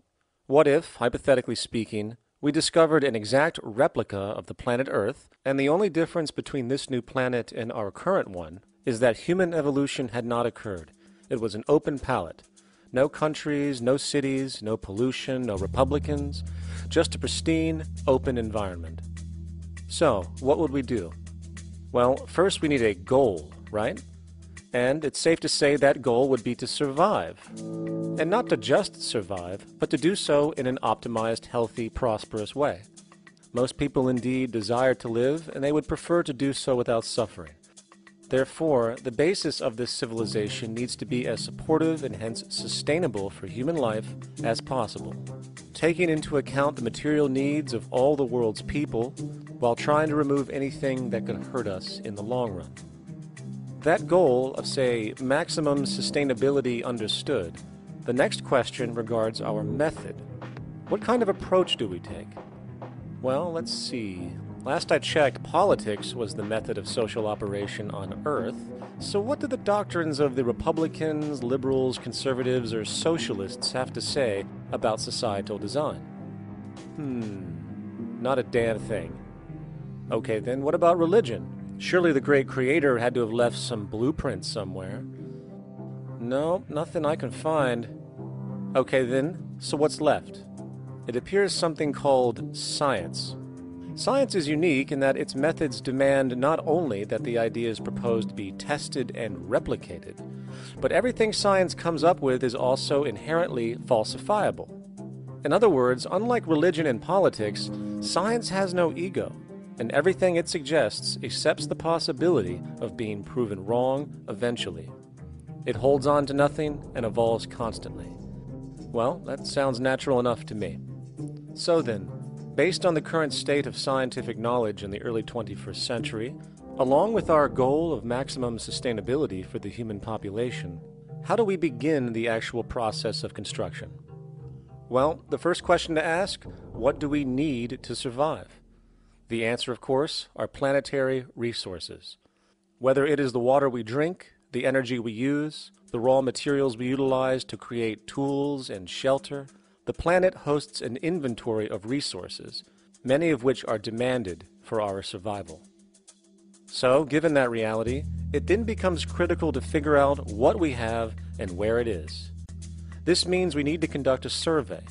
We simply locate and identify every physical resource on the planet we can, along with the amount available at each location, from the deposits of copper, to the most potent locations for wind farms to produce energy, to the natural freshwater springs, to an assessment of the amount of fish in the ocean, to the most prime arable land for food cultivation, etc.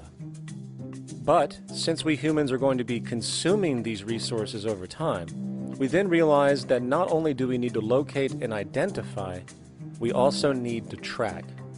We need to make sure we don't run out of any of this stuff. That would be bad. And this means not only tracking our rates of use, but the rates of earthly regeneration as well, such as how long it takes for, say, a tree to grow or a spring to replenish. This is called dynamic equilibrium. In other words, if we use up trees faster than they can be grown back, we have a serious problem, for it is unsustainable. So then, how do we track this inventory, especially when we recognize that all of this stuff is scattered everywhere? We have large mineral mines in what we call Africa, energy concentrations in the Middle East, huge tidal power possibilities on the Atlantic coast of North America, the largest supply of fresh water in Brazil, etc. Well, once again, good old science has a suggestion. It's called systems theory. Systems theory recognizes that the fabric of the natural world, from human biology to the earthly biosphere to the gravitational pull of the solar system itself, is one huge synergistically connected system, fully interlinked. Just as human cells connect to form our organs, and the organs connect to form our bodies, and since our bodies cannot live without the earthly resources of food, air, and water, we are intrinsically connected to the earth, and so on. So, as nature suggests, we take all of this inventory and tracking data and create a system to manage it. A global resource management system, in fact, to account for every relevant resource on the planet. There is simply no logical alternative if our goal as a species is survival in the long run. We have to keep track as a whole. That understood, we can now consider production. How do we use all this stuff? What will our process of production be, and what do we need to consider to make sure it is as optimized as possible to maximize our sustainability? Well, the first thing that jumps right out at us is the fact that we need to constantly try and preserve. The planet's resources are essentially finite, so it is important that we be strategic. Strategic preservation is key. The second thing we recognize is that some resources are really not as good as others in their performance. In fact, some of this stuff, when put into use, has a terrible effect on the environment, which invariably hinders our own health. For example, oil and fossil fuels, no matter how you cut it, release some pretty destructive agents into the environment. Therefore, it is critical we do our best to use such things only when we really have to, if at all.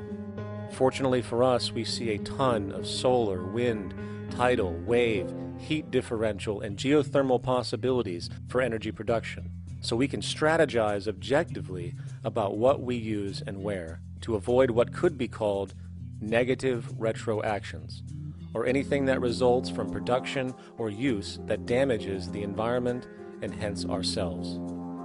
We will call this strategic safety, to couple in with our strategic preservation. But production strategies do not stop there. We are going to need an efficiency strategy for the actual mechanics of production itself. And what we find is that there are roughly 3 specific protocols we must adhere to. 1.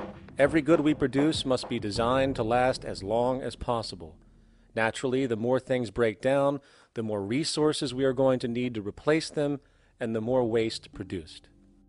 2. When things do break down or are no longer usable for whatever reason, it is critical that we harvest or recycle as much as we possibly can.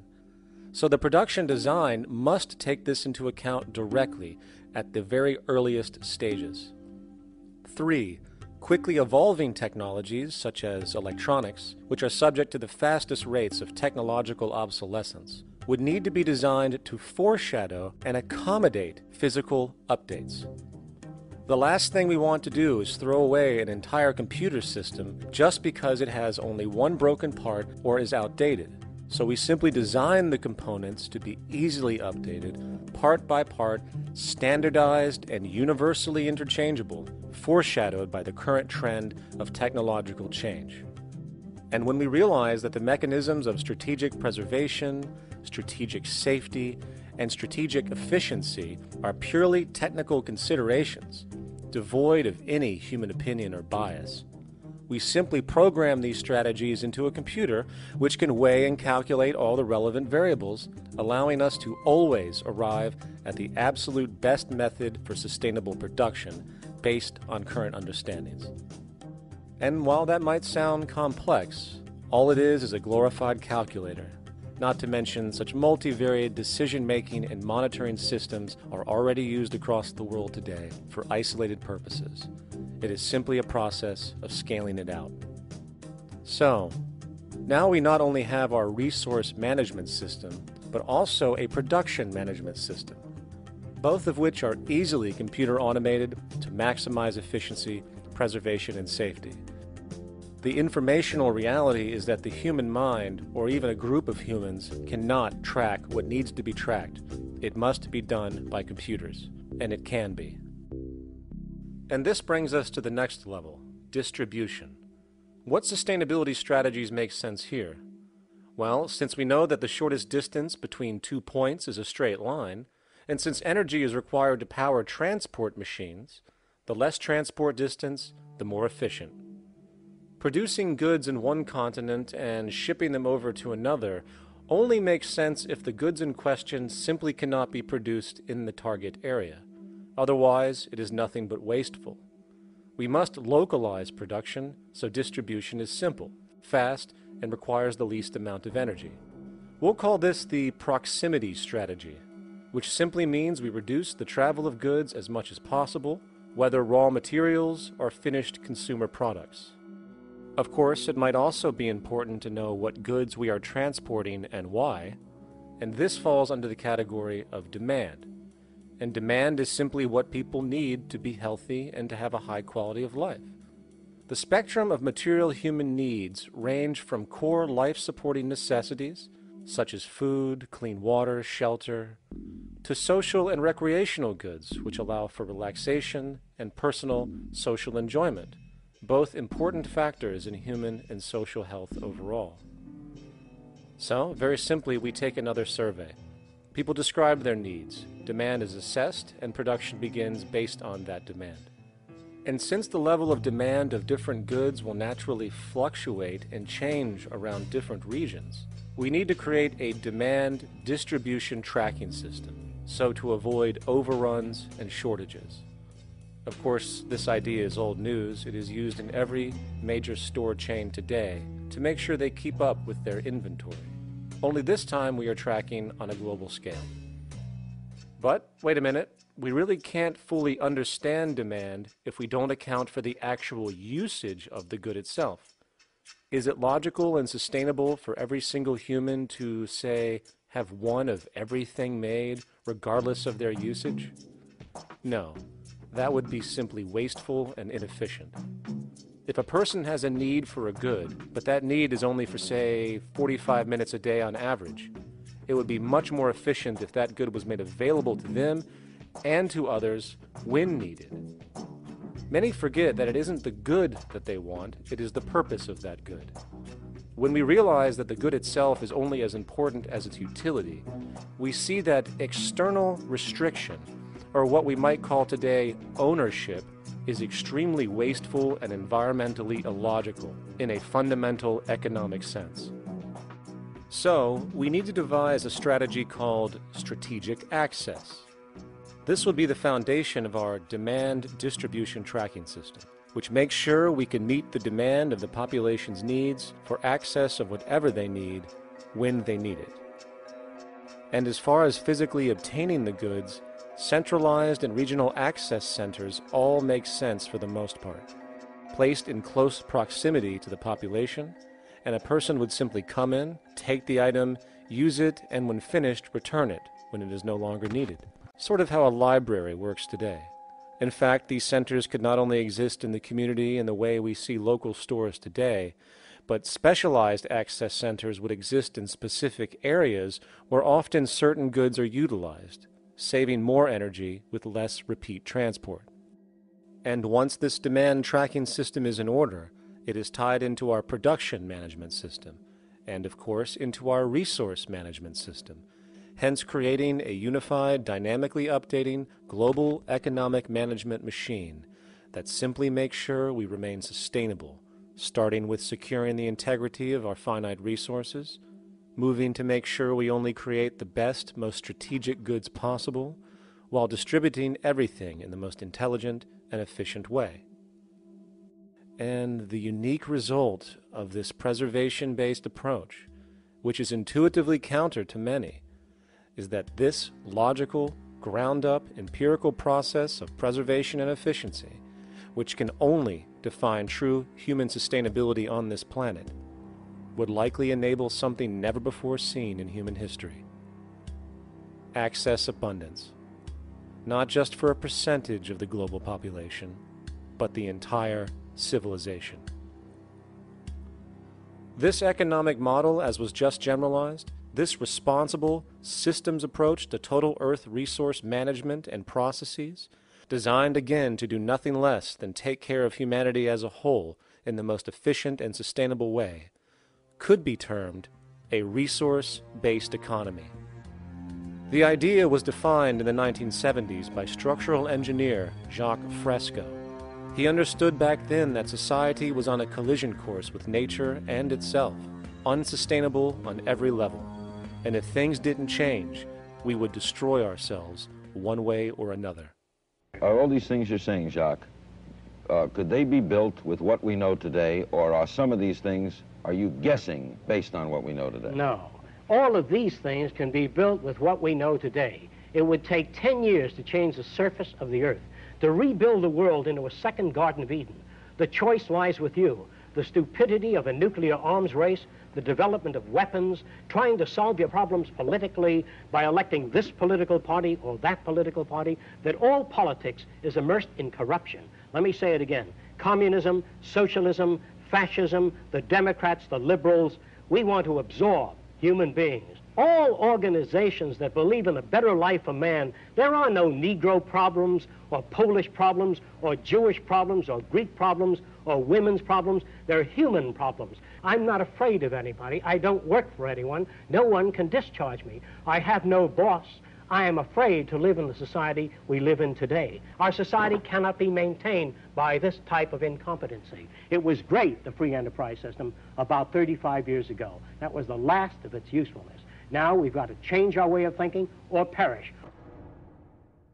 The horror movies of the future will be our society, the way it didn't work. And politics would be part of a horror movie. Lots of people today use the term cold science because they're analytical. And they don't even know what analytical means. Science means closer approximations of the way the world really works. So it's telling the truth, is what it is. A scientist doesn't try to get along with people. They tell them what their findings are. They have to question all things. And if some scientist comes up with an experiment that shows certain materials have certain strength, other scientists have to be able to duplicate that experiment and come up with the same results. Even if a scientist feels that an airplane wing, due to mathematics or calculations, can hold up a given amount of weight, they still pile sandbags on it to see when it breaks. And they say, you know, my calculations are right, or they're not correct. I love that system because it's free of bias and free of thinking that math can solve all the problems. You have to put your math to test also. I think that every system that can be put to test should be put to test. And that all decisions should be based upon research. A resource-based economy is simply the scientific method applied to social concern, an approach utterly absent in the world today. Society is a technical invention, and the most efficient methods of optimized human health, physical production, distribution, city infrastructure, and the like reside in the field of science and technology, not politics or monetary economics.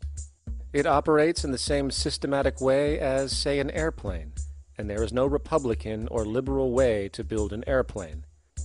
Likewise, nature itself is the physical referent we use to prove our science, and it is a set system, emerging only from our increased understanding of it. In fact, it has no regard for what you subjectively think or believe to be true. Rather, it gives you an option. You can learn and fall in line with its natural laws and conduct yourself accordingly, invariably creating good health and sustainability, or you can go against the current to no avail.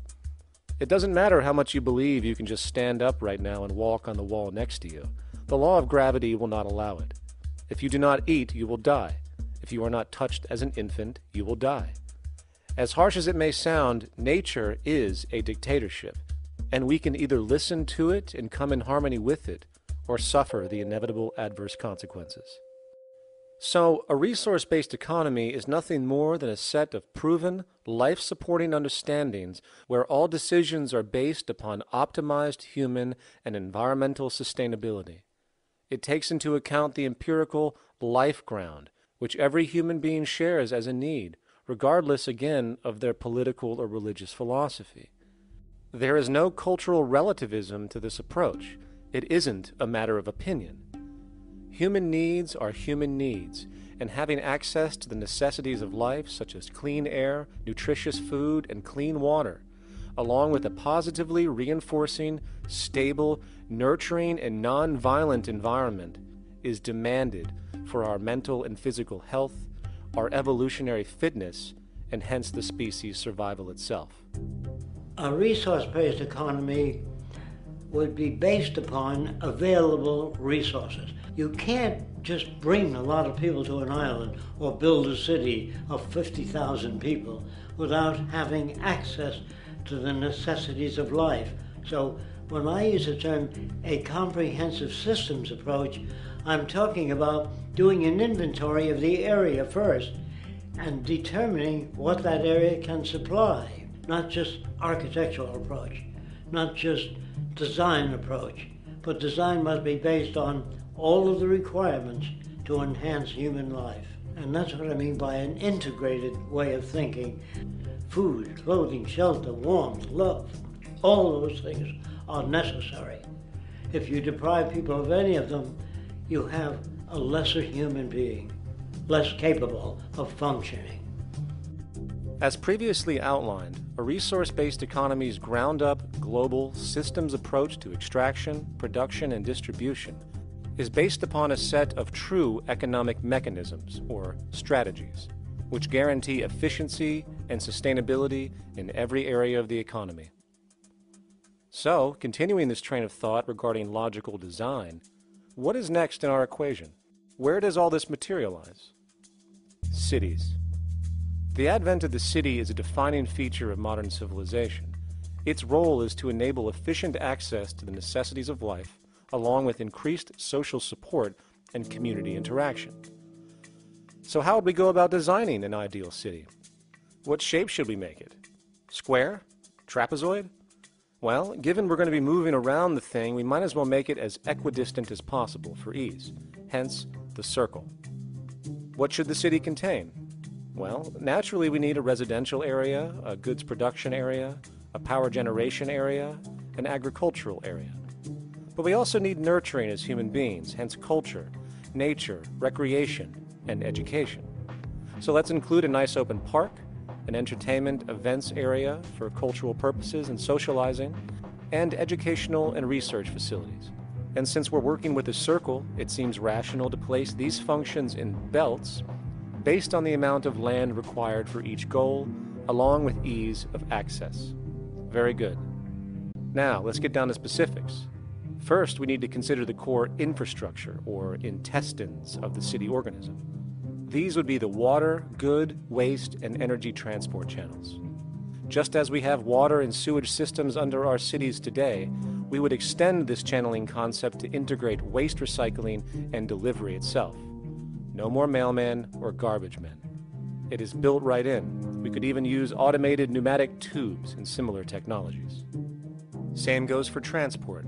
It needs to be integrated and strategically designed to reduce or even remove the need for wasteful, independent automobiles. Electric trams, conveyors, transveyors, and maglevs, which can take you virtually anywhere in the city, even up and down, along with connecting you to other cities as well. And of course, in the event an automobile is required, it is automated by satellite for safety and integrity. In fact, this automation technology is in working order right now. Automobile accidents kill about 1.2 million people every single year, injuring about 50 million. This is absurd and doesn't have to occur. Between efficient city design and automated driverless cars, this death toll can be virtually eliminated. Agriculture. Today, through our haphazard, cost-cutting industrial methods, using pesticides, excessive fertilizers, and other means, we have successfully destroyed much of the arable land on this planet, not to mention also extensively poisoning our bodies. In fact, industrial and agricultural chemical toxins now show up in virtually every human being tested, including infants. Fortunately, there is a glaring alternative: the soilless mediums of hydroponics and aeroponics, which also reduce nutrient and water requirements by up to 75% of our current usage. Food can now be organically grown on an industrial scale in enclosed vertical farms, such as in 50-story 1-acre plots, virtually eliminating the need for pesticides and hydrocarbons in general. This is the future of industrial food cultivation, efficient, clean, and abundant. So, such advanced systems would be, in part, what comprise our agricultural belt, producing all the food required for the entire city's population, with no need to import anything from the outside, saving time, waste, and energy.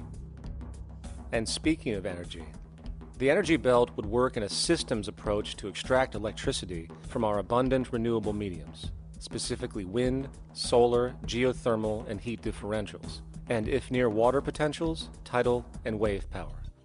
To avoid intermittency and make sure a positive net energy return occurs, these mediums would operate in an integrated system, powering each other when needed, while storing excessive energy to large supercapacitors under the ground, so nothing can go to waste.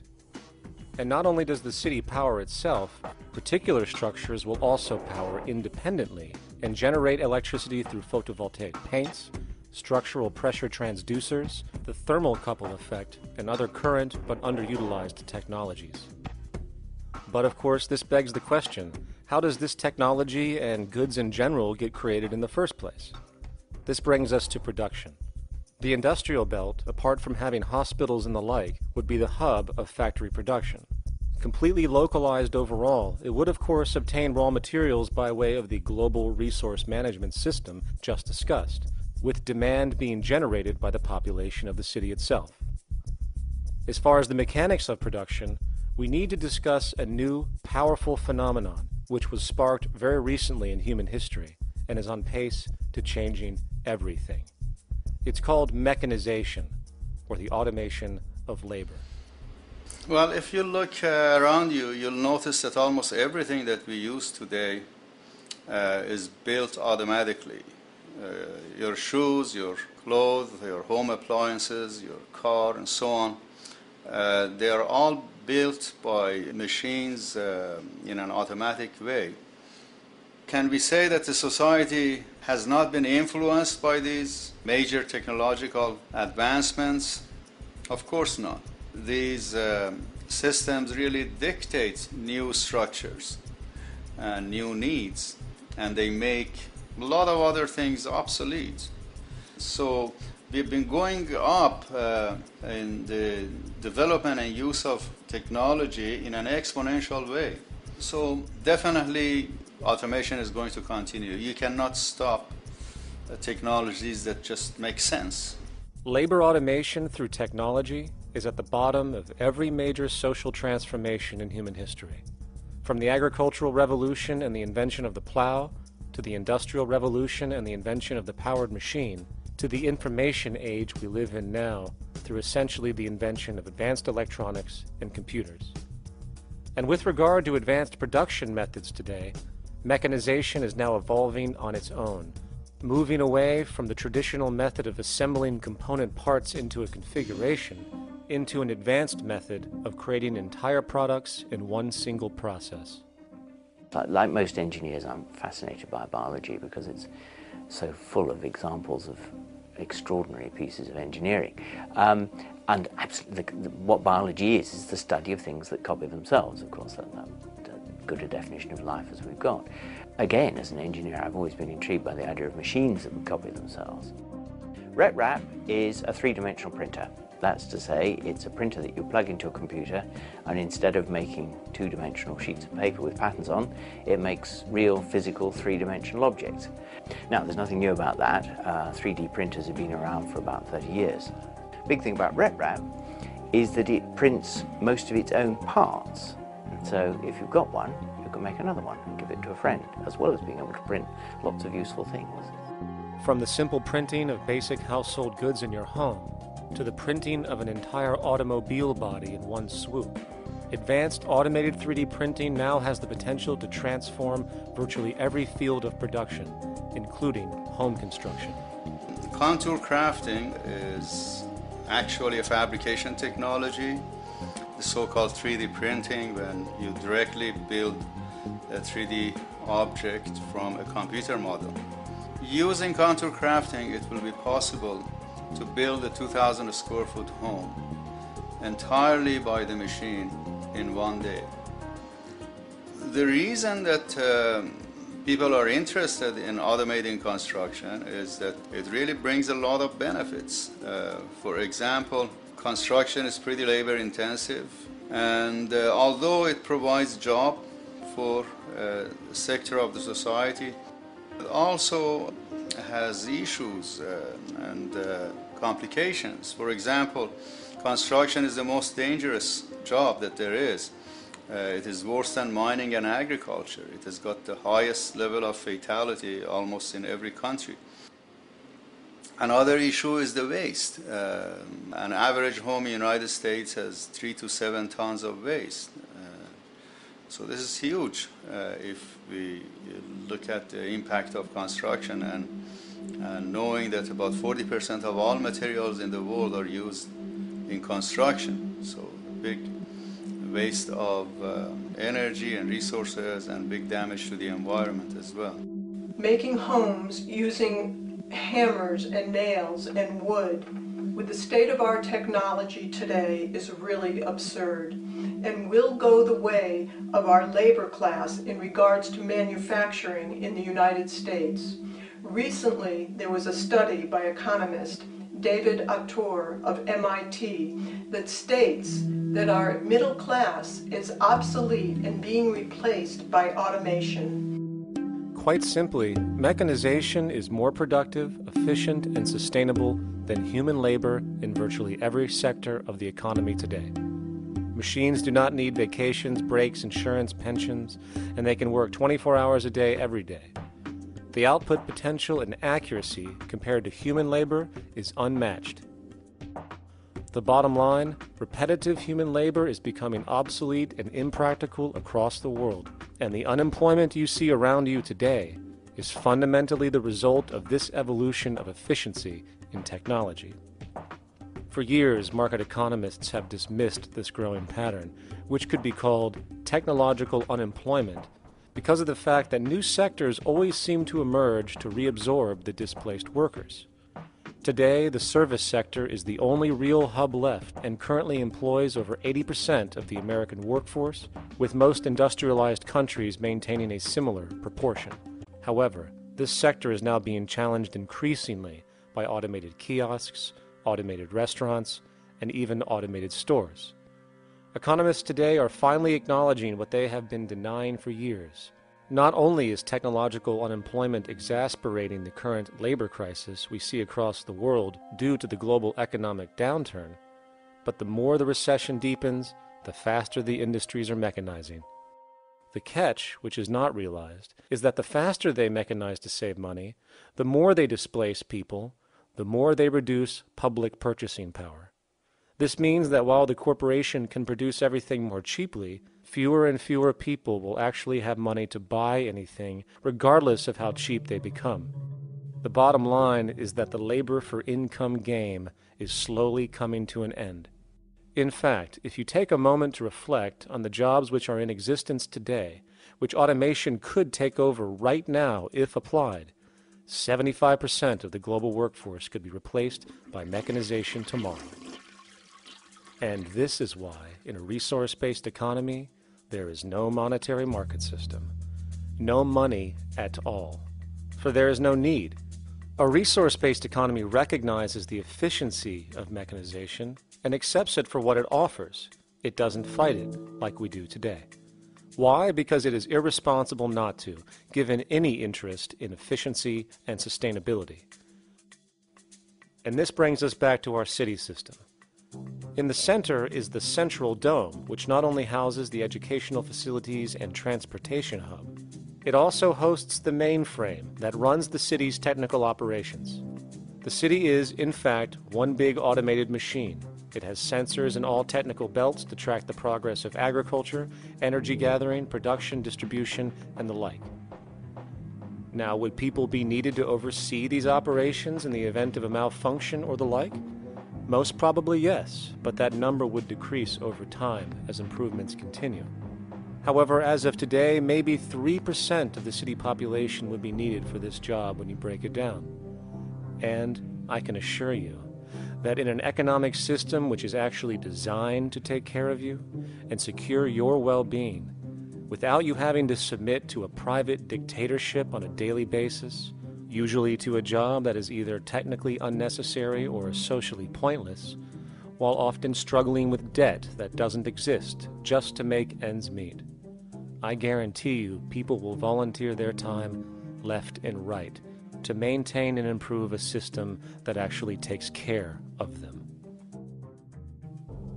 And coupled with this issue of incentive comes the common assumption that if there isn't some external pressure for one to work for a living, people will just sit around, do nothing, and turn into fat, lazy blobs.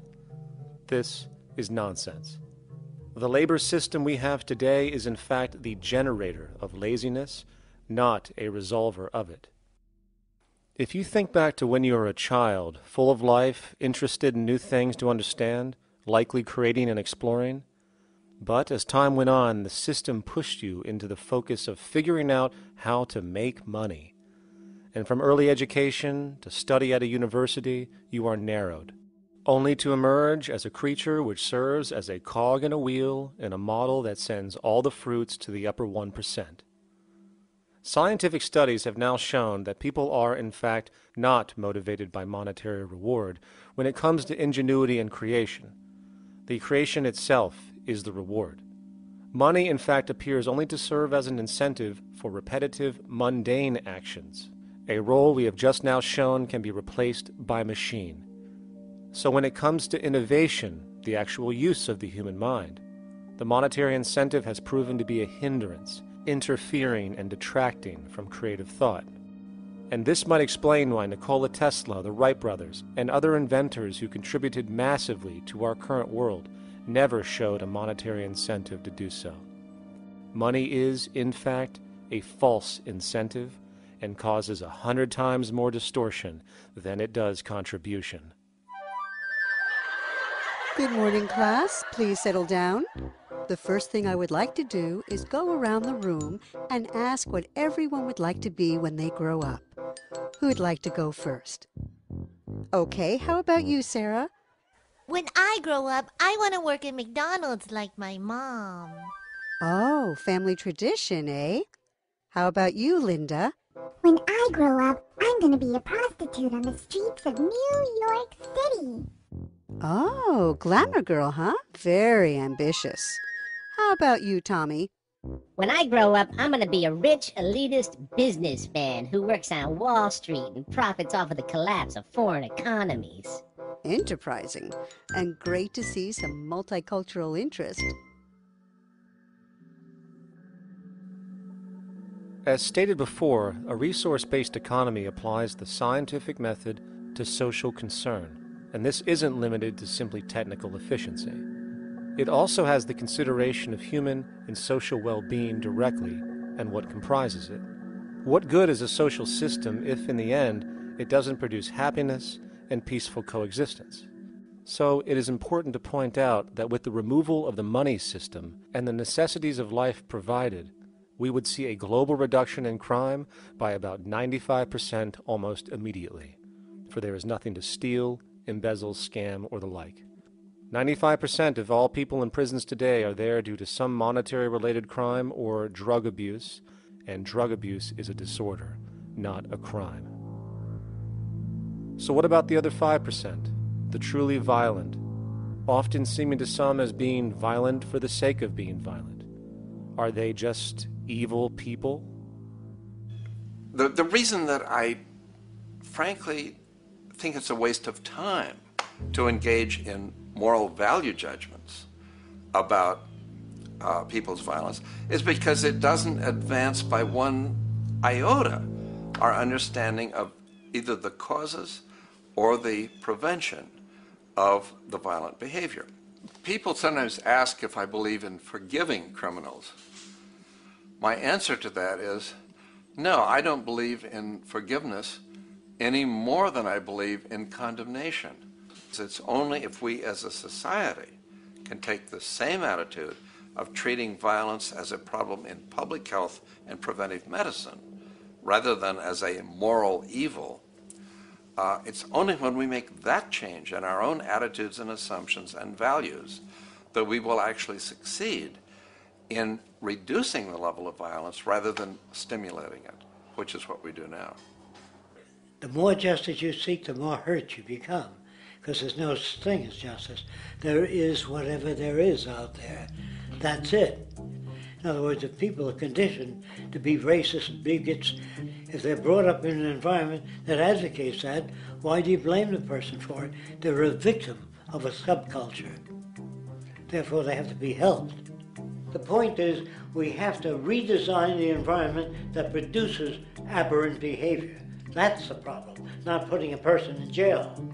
That's why judges, lawyers, freedom of choice, such concepts are dangerous, because it gives you misinformation that the person is bad or that person is a serial killer. Serial killers are made, just like soldiers become serial killers with a machine gun.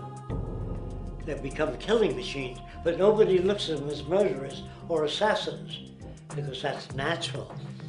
So we blame people. We say, well, this guy was a Nazi, he tortured Jews.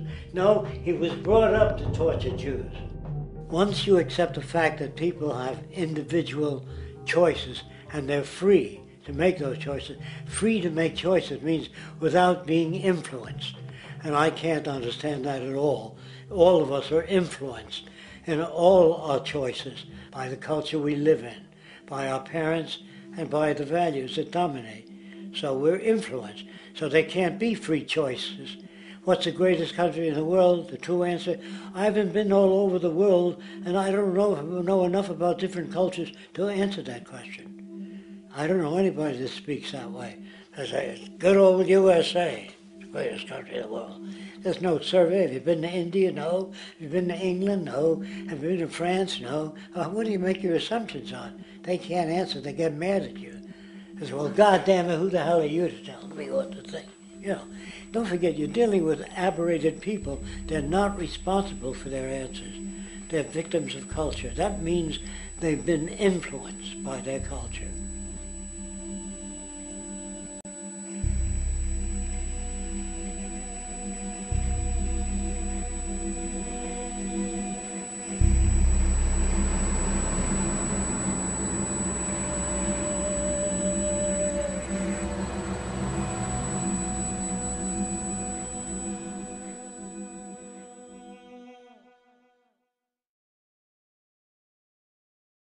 When we consider a resource-based economy, there are often a number of arguments that tend to come up with regard to the efficiency. Hey! Now hold on just a minute. Yes? I know what this is. This is called Marxism, buddy. Stalin killed 800 billion people because of ideas like this. My father died in the gulag. Hold on. Communist, fascist. You don't like America, you should just leave. All right, everybody just calm down. Death to the New World Order. Death to the New World Order.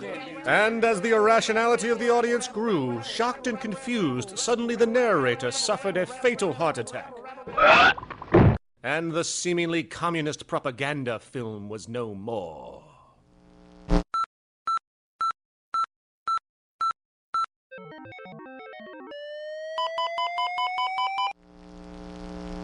You know, I've said that sort of thing to people in think tank type of situations, and you know, these Club of Rome types and so forth.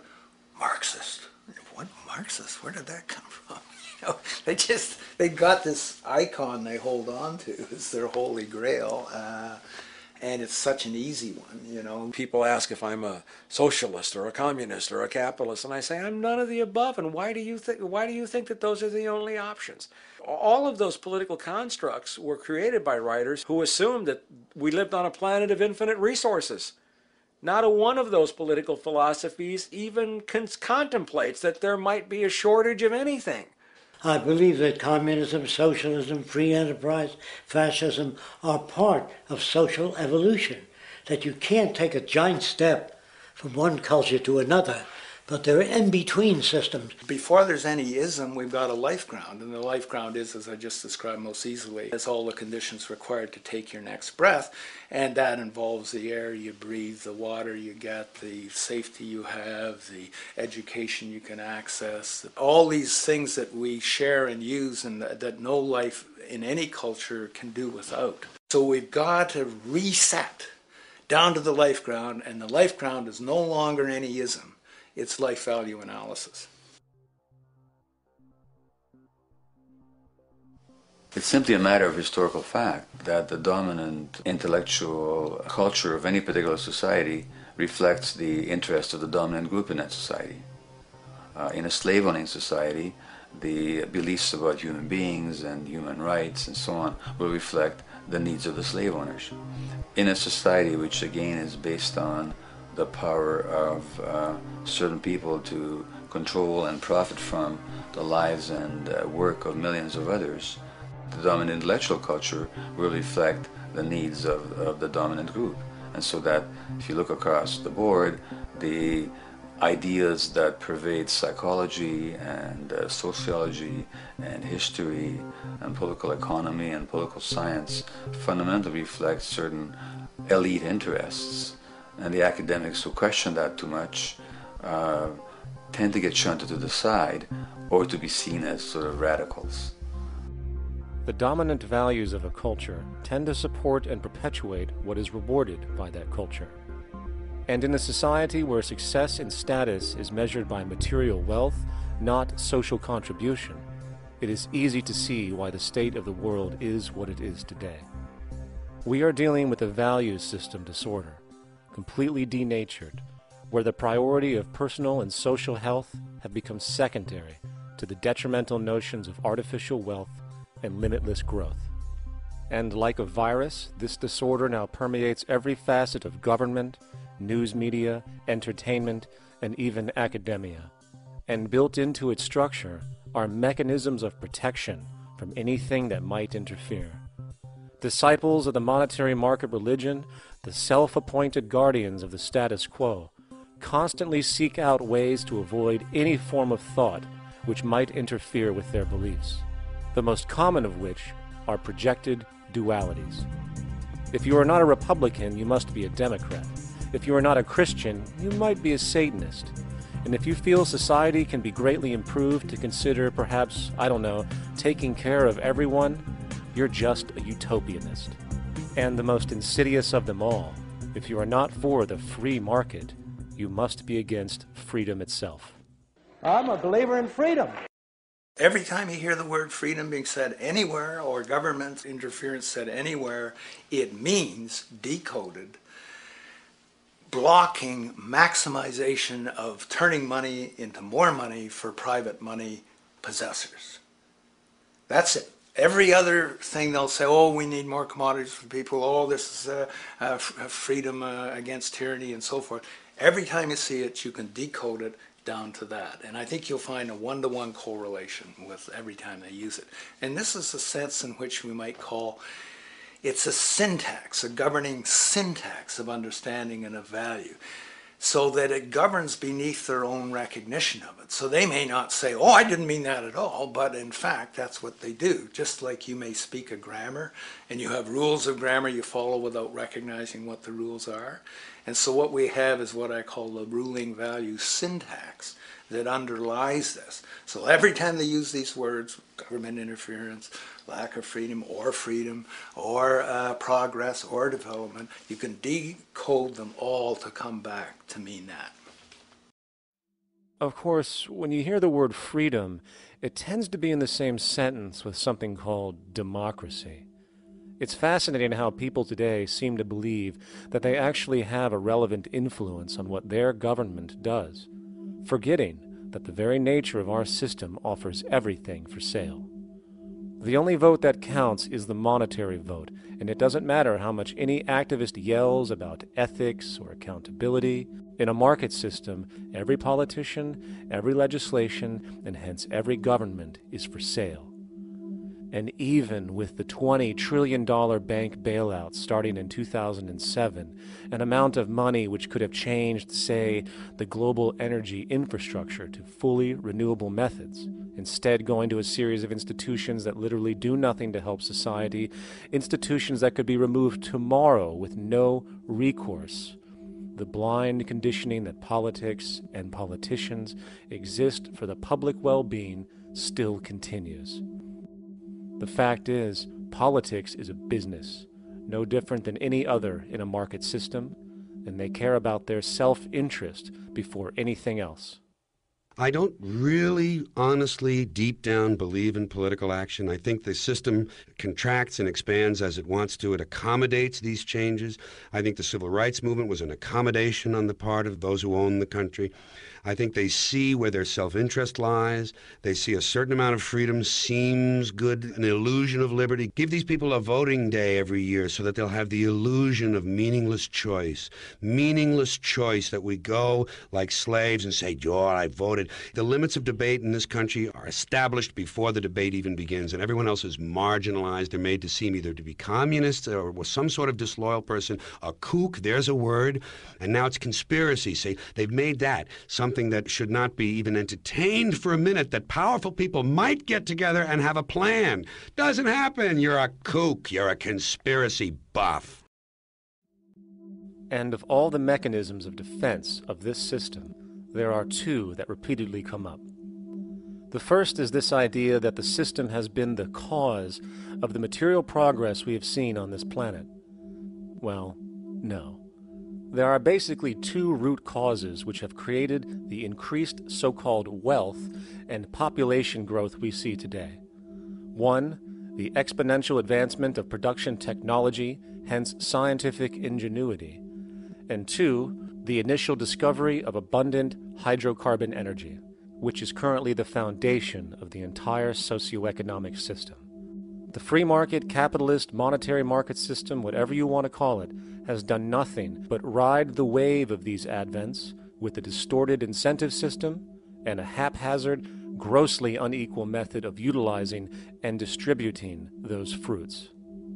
The second defense is a belligerent social bias generated from years of propaganda, which sees any other social system as a route to so-called tyranny, with various name droppings of Stalin, Mao, Hitler, and the death tolls they generated.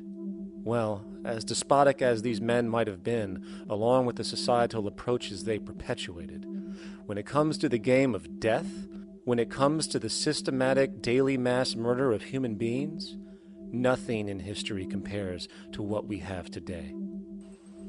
Famines throughout at least the last century of our history have not been caused by a lack of food. They've been caused by relative poverty.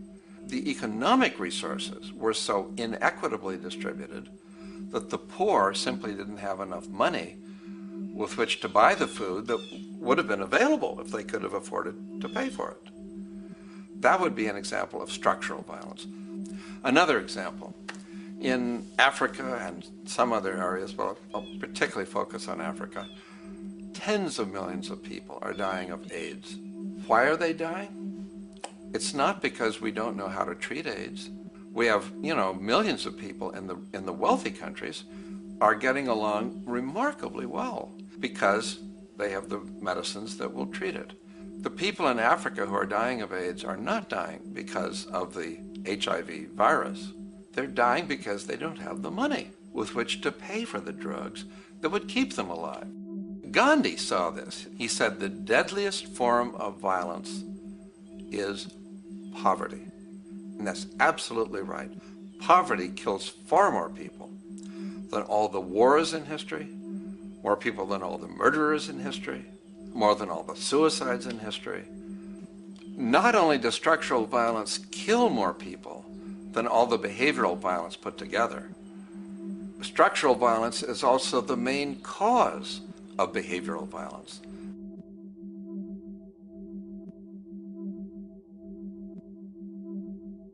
Oil is the foundation of, and that is present throughout the edifice of human civilization. There are 10 calories of hydrocarbon energy, oil and natural gas, in every calorie of food you and I eat in the industrialized world. Fertilizers are made from natural gas. Pesticides are made from oil. You drive oil-powered machines to plant, plow, irrigate, harvest, transport, package. You wrap the food in plastic, that's oil. All plastic is oil. There are 7 gallons of oil in every tire. Oil is everywhere. It's ubiquitous. And it's only because of oil that there are 7 billion people, or almost 7 billion people on this planet right now. The arrival of this cheap, easy energy, which is equivalent, by the way, to billions of slaves working around the clock, changed the world in such a radical way over the last century, and the population has gone up 10 times. But by 2050, oil supply is able to support less than half the present world's population in their present way of life.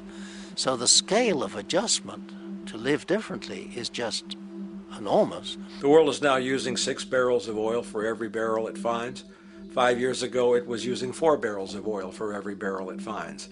A year from now, it's going to be using 8 barrels of oil for every barrel it finds. What's disturbing to me is the lack of any real effort from governments worldwide or industry leaders worldwide to do something different.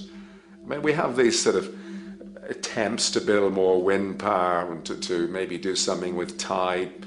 We've got attempts to make our cars a little bit more efficient.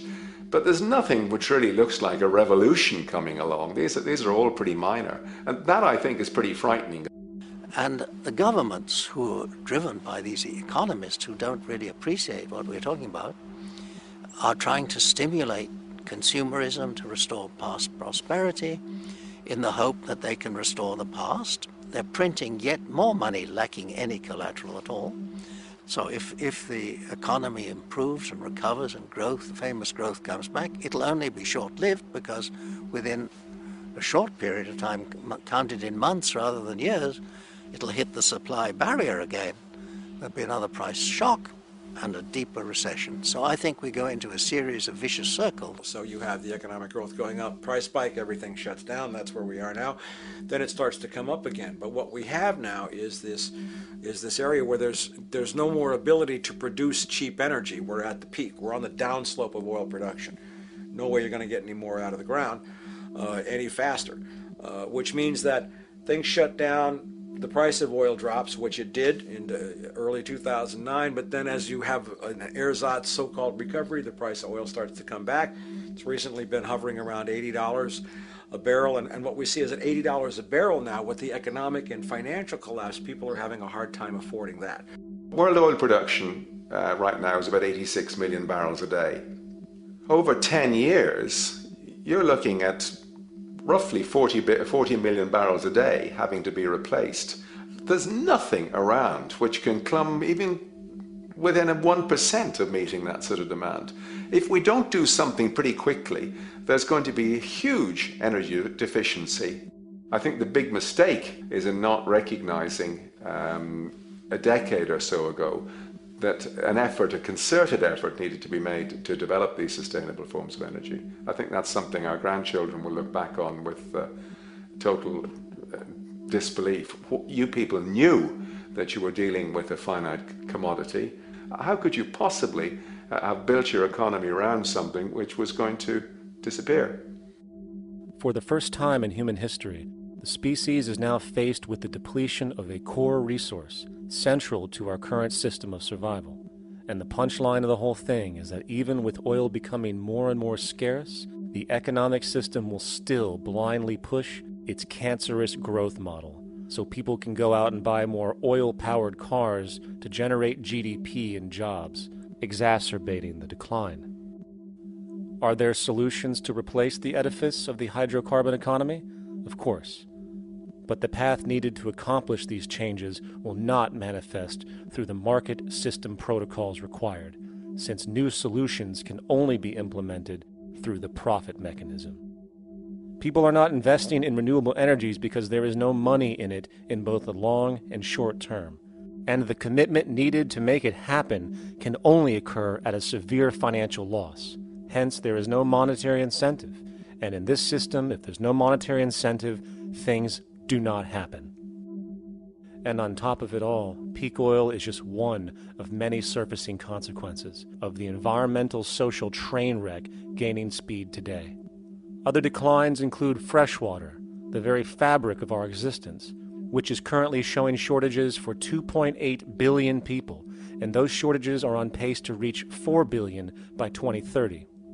Food production, the destruction of arable cropland, from which 99.7% of all human food comes from today, is occurring up to 40 times faster than it is being replenished. And over the last 40 years, 30% of the arable land has become unproductive. Not to mention that hydrocarbons are the backbone of agriculture today, and as it declines, so will the food supply. As far as resources in general, at our current patterns of consumption, by 2030 we will need 2 planets to continue our rates, not to mention the continual destruction of life-supporting biodiversity, causing extinction spasms and environmental destabilization across the globe. And with all of these declines, we have the near exponential population growth, where by 2030 there might be over 8 billion people on this planet. Energy production alone would need to increase 44% by 2030 to meet such demand. And again, since money is the only initiator of action, are we to expect that any country on the planet is going to be able to afford the massive changes needed to revolutionize agriculture, water processing, energy production, and the like, when the global debt pyramid scheme is slowly shutting the entire world down? Not to mention the fact that the unemployment you currently see is going to become normality due to the nature of technological unemployment. The jobs are not coming back. And finally, a broad social perspective. From 1970 to 2010, poverty on this planet doubled due to this system. And given our current state, do you honestly think we will see anything less than more doubling, more suffering, and more mass starvation? There is not going to be any recovery. This is not some long depression that we're someday going to pull out of. I think the next phase we're going to see after the next round of economic collapse is massive civil unrest, when employment checks stop being paid because the states have no money left. And when things get so bad that people lose confidence in their elected leaders, they will demand change if we don't kill each other in the process or destroy the environment. I'm just afraid that we might get to the point of no return. And that bothers me no end. We do all we can to avoid that condition. It's clear that we're on the verge of a great transition in human life. That what we face now is this fundamental change of the life we've known over the last century. There has to be a link between the economy and the resources of this planet, the resources being, of course, all animal and plant life, the health of the oceans and everything else. This is a monetary paradigm that will not let go until it's killed the last human being. The in-group will do all it can to stay in power. And that's what you got to keep in mind. They'll use the Army and Navy and lies or whatever they have to use to keep in power. They're not about to give it up because they don't know of any other system that will perpetuate their kind.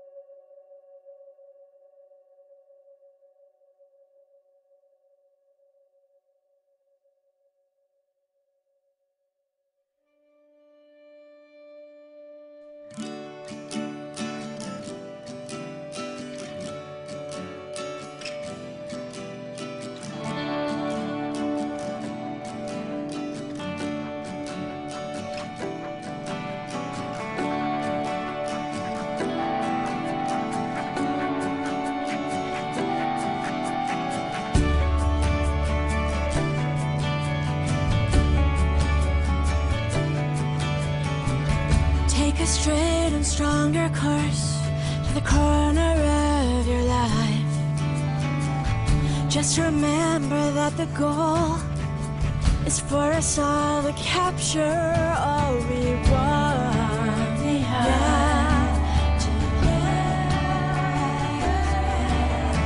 Don't surround yourself with yourself.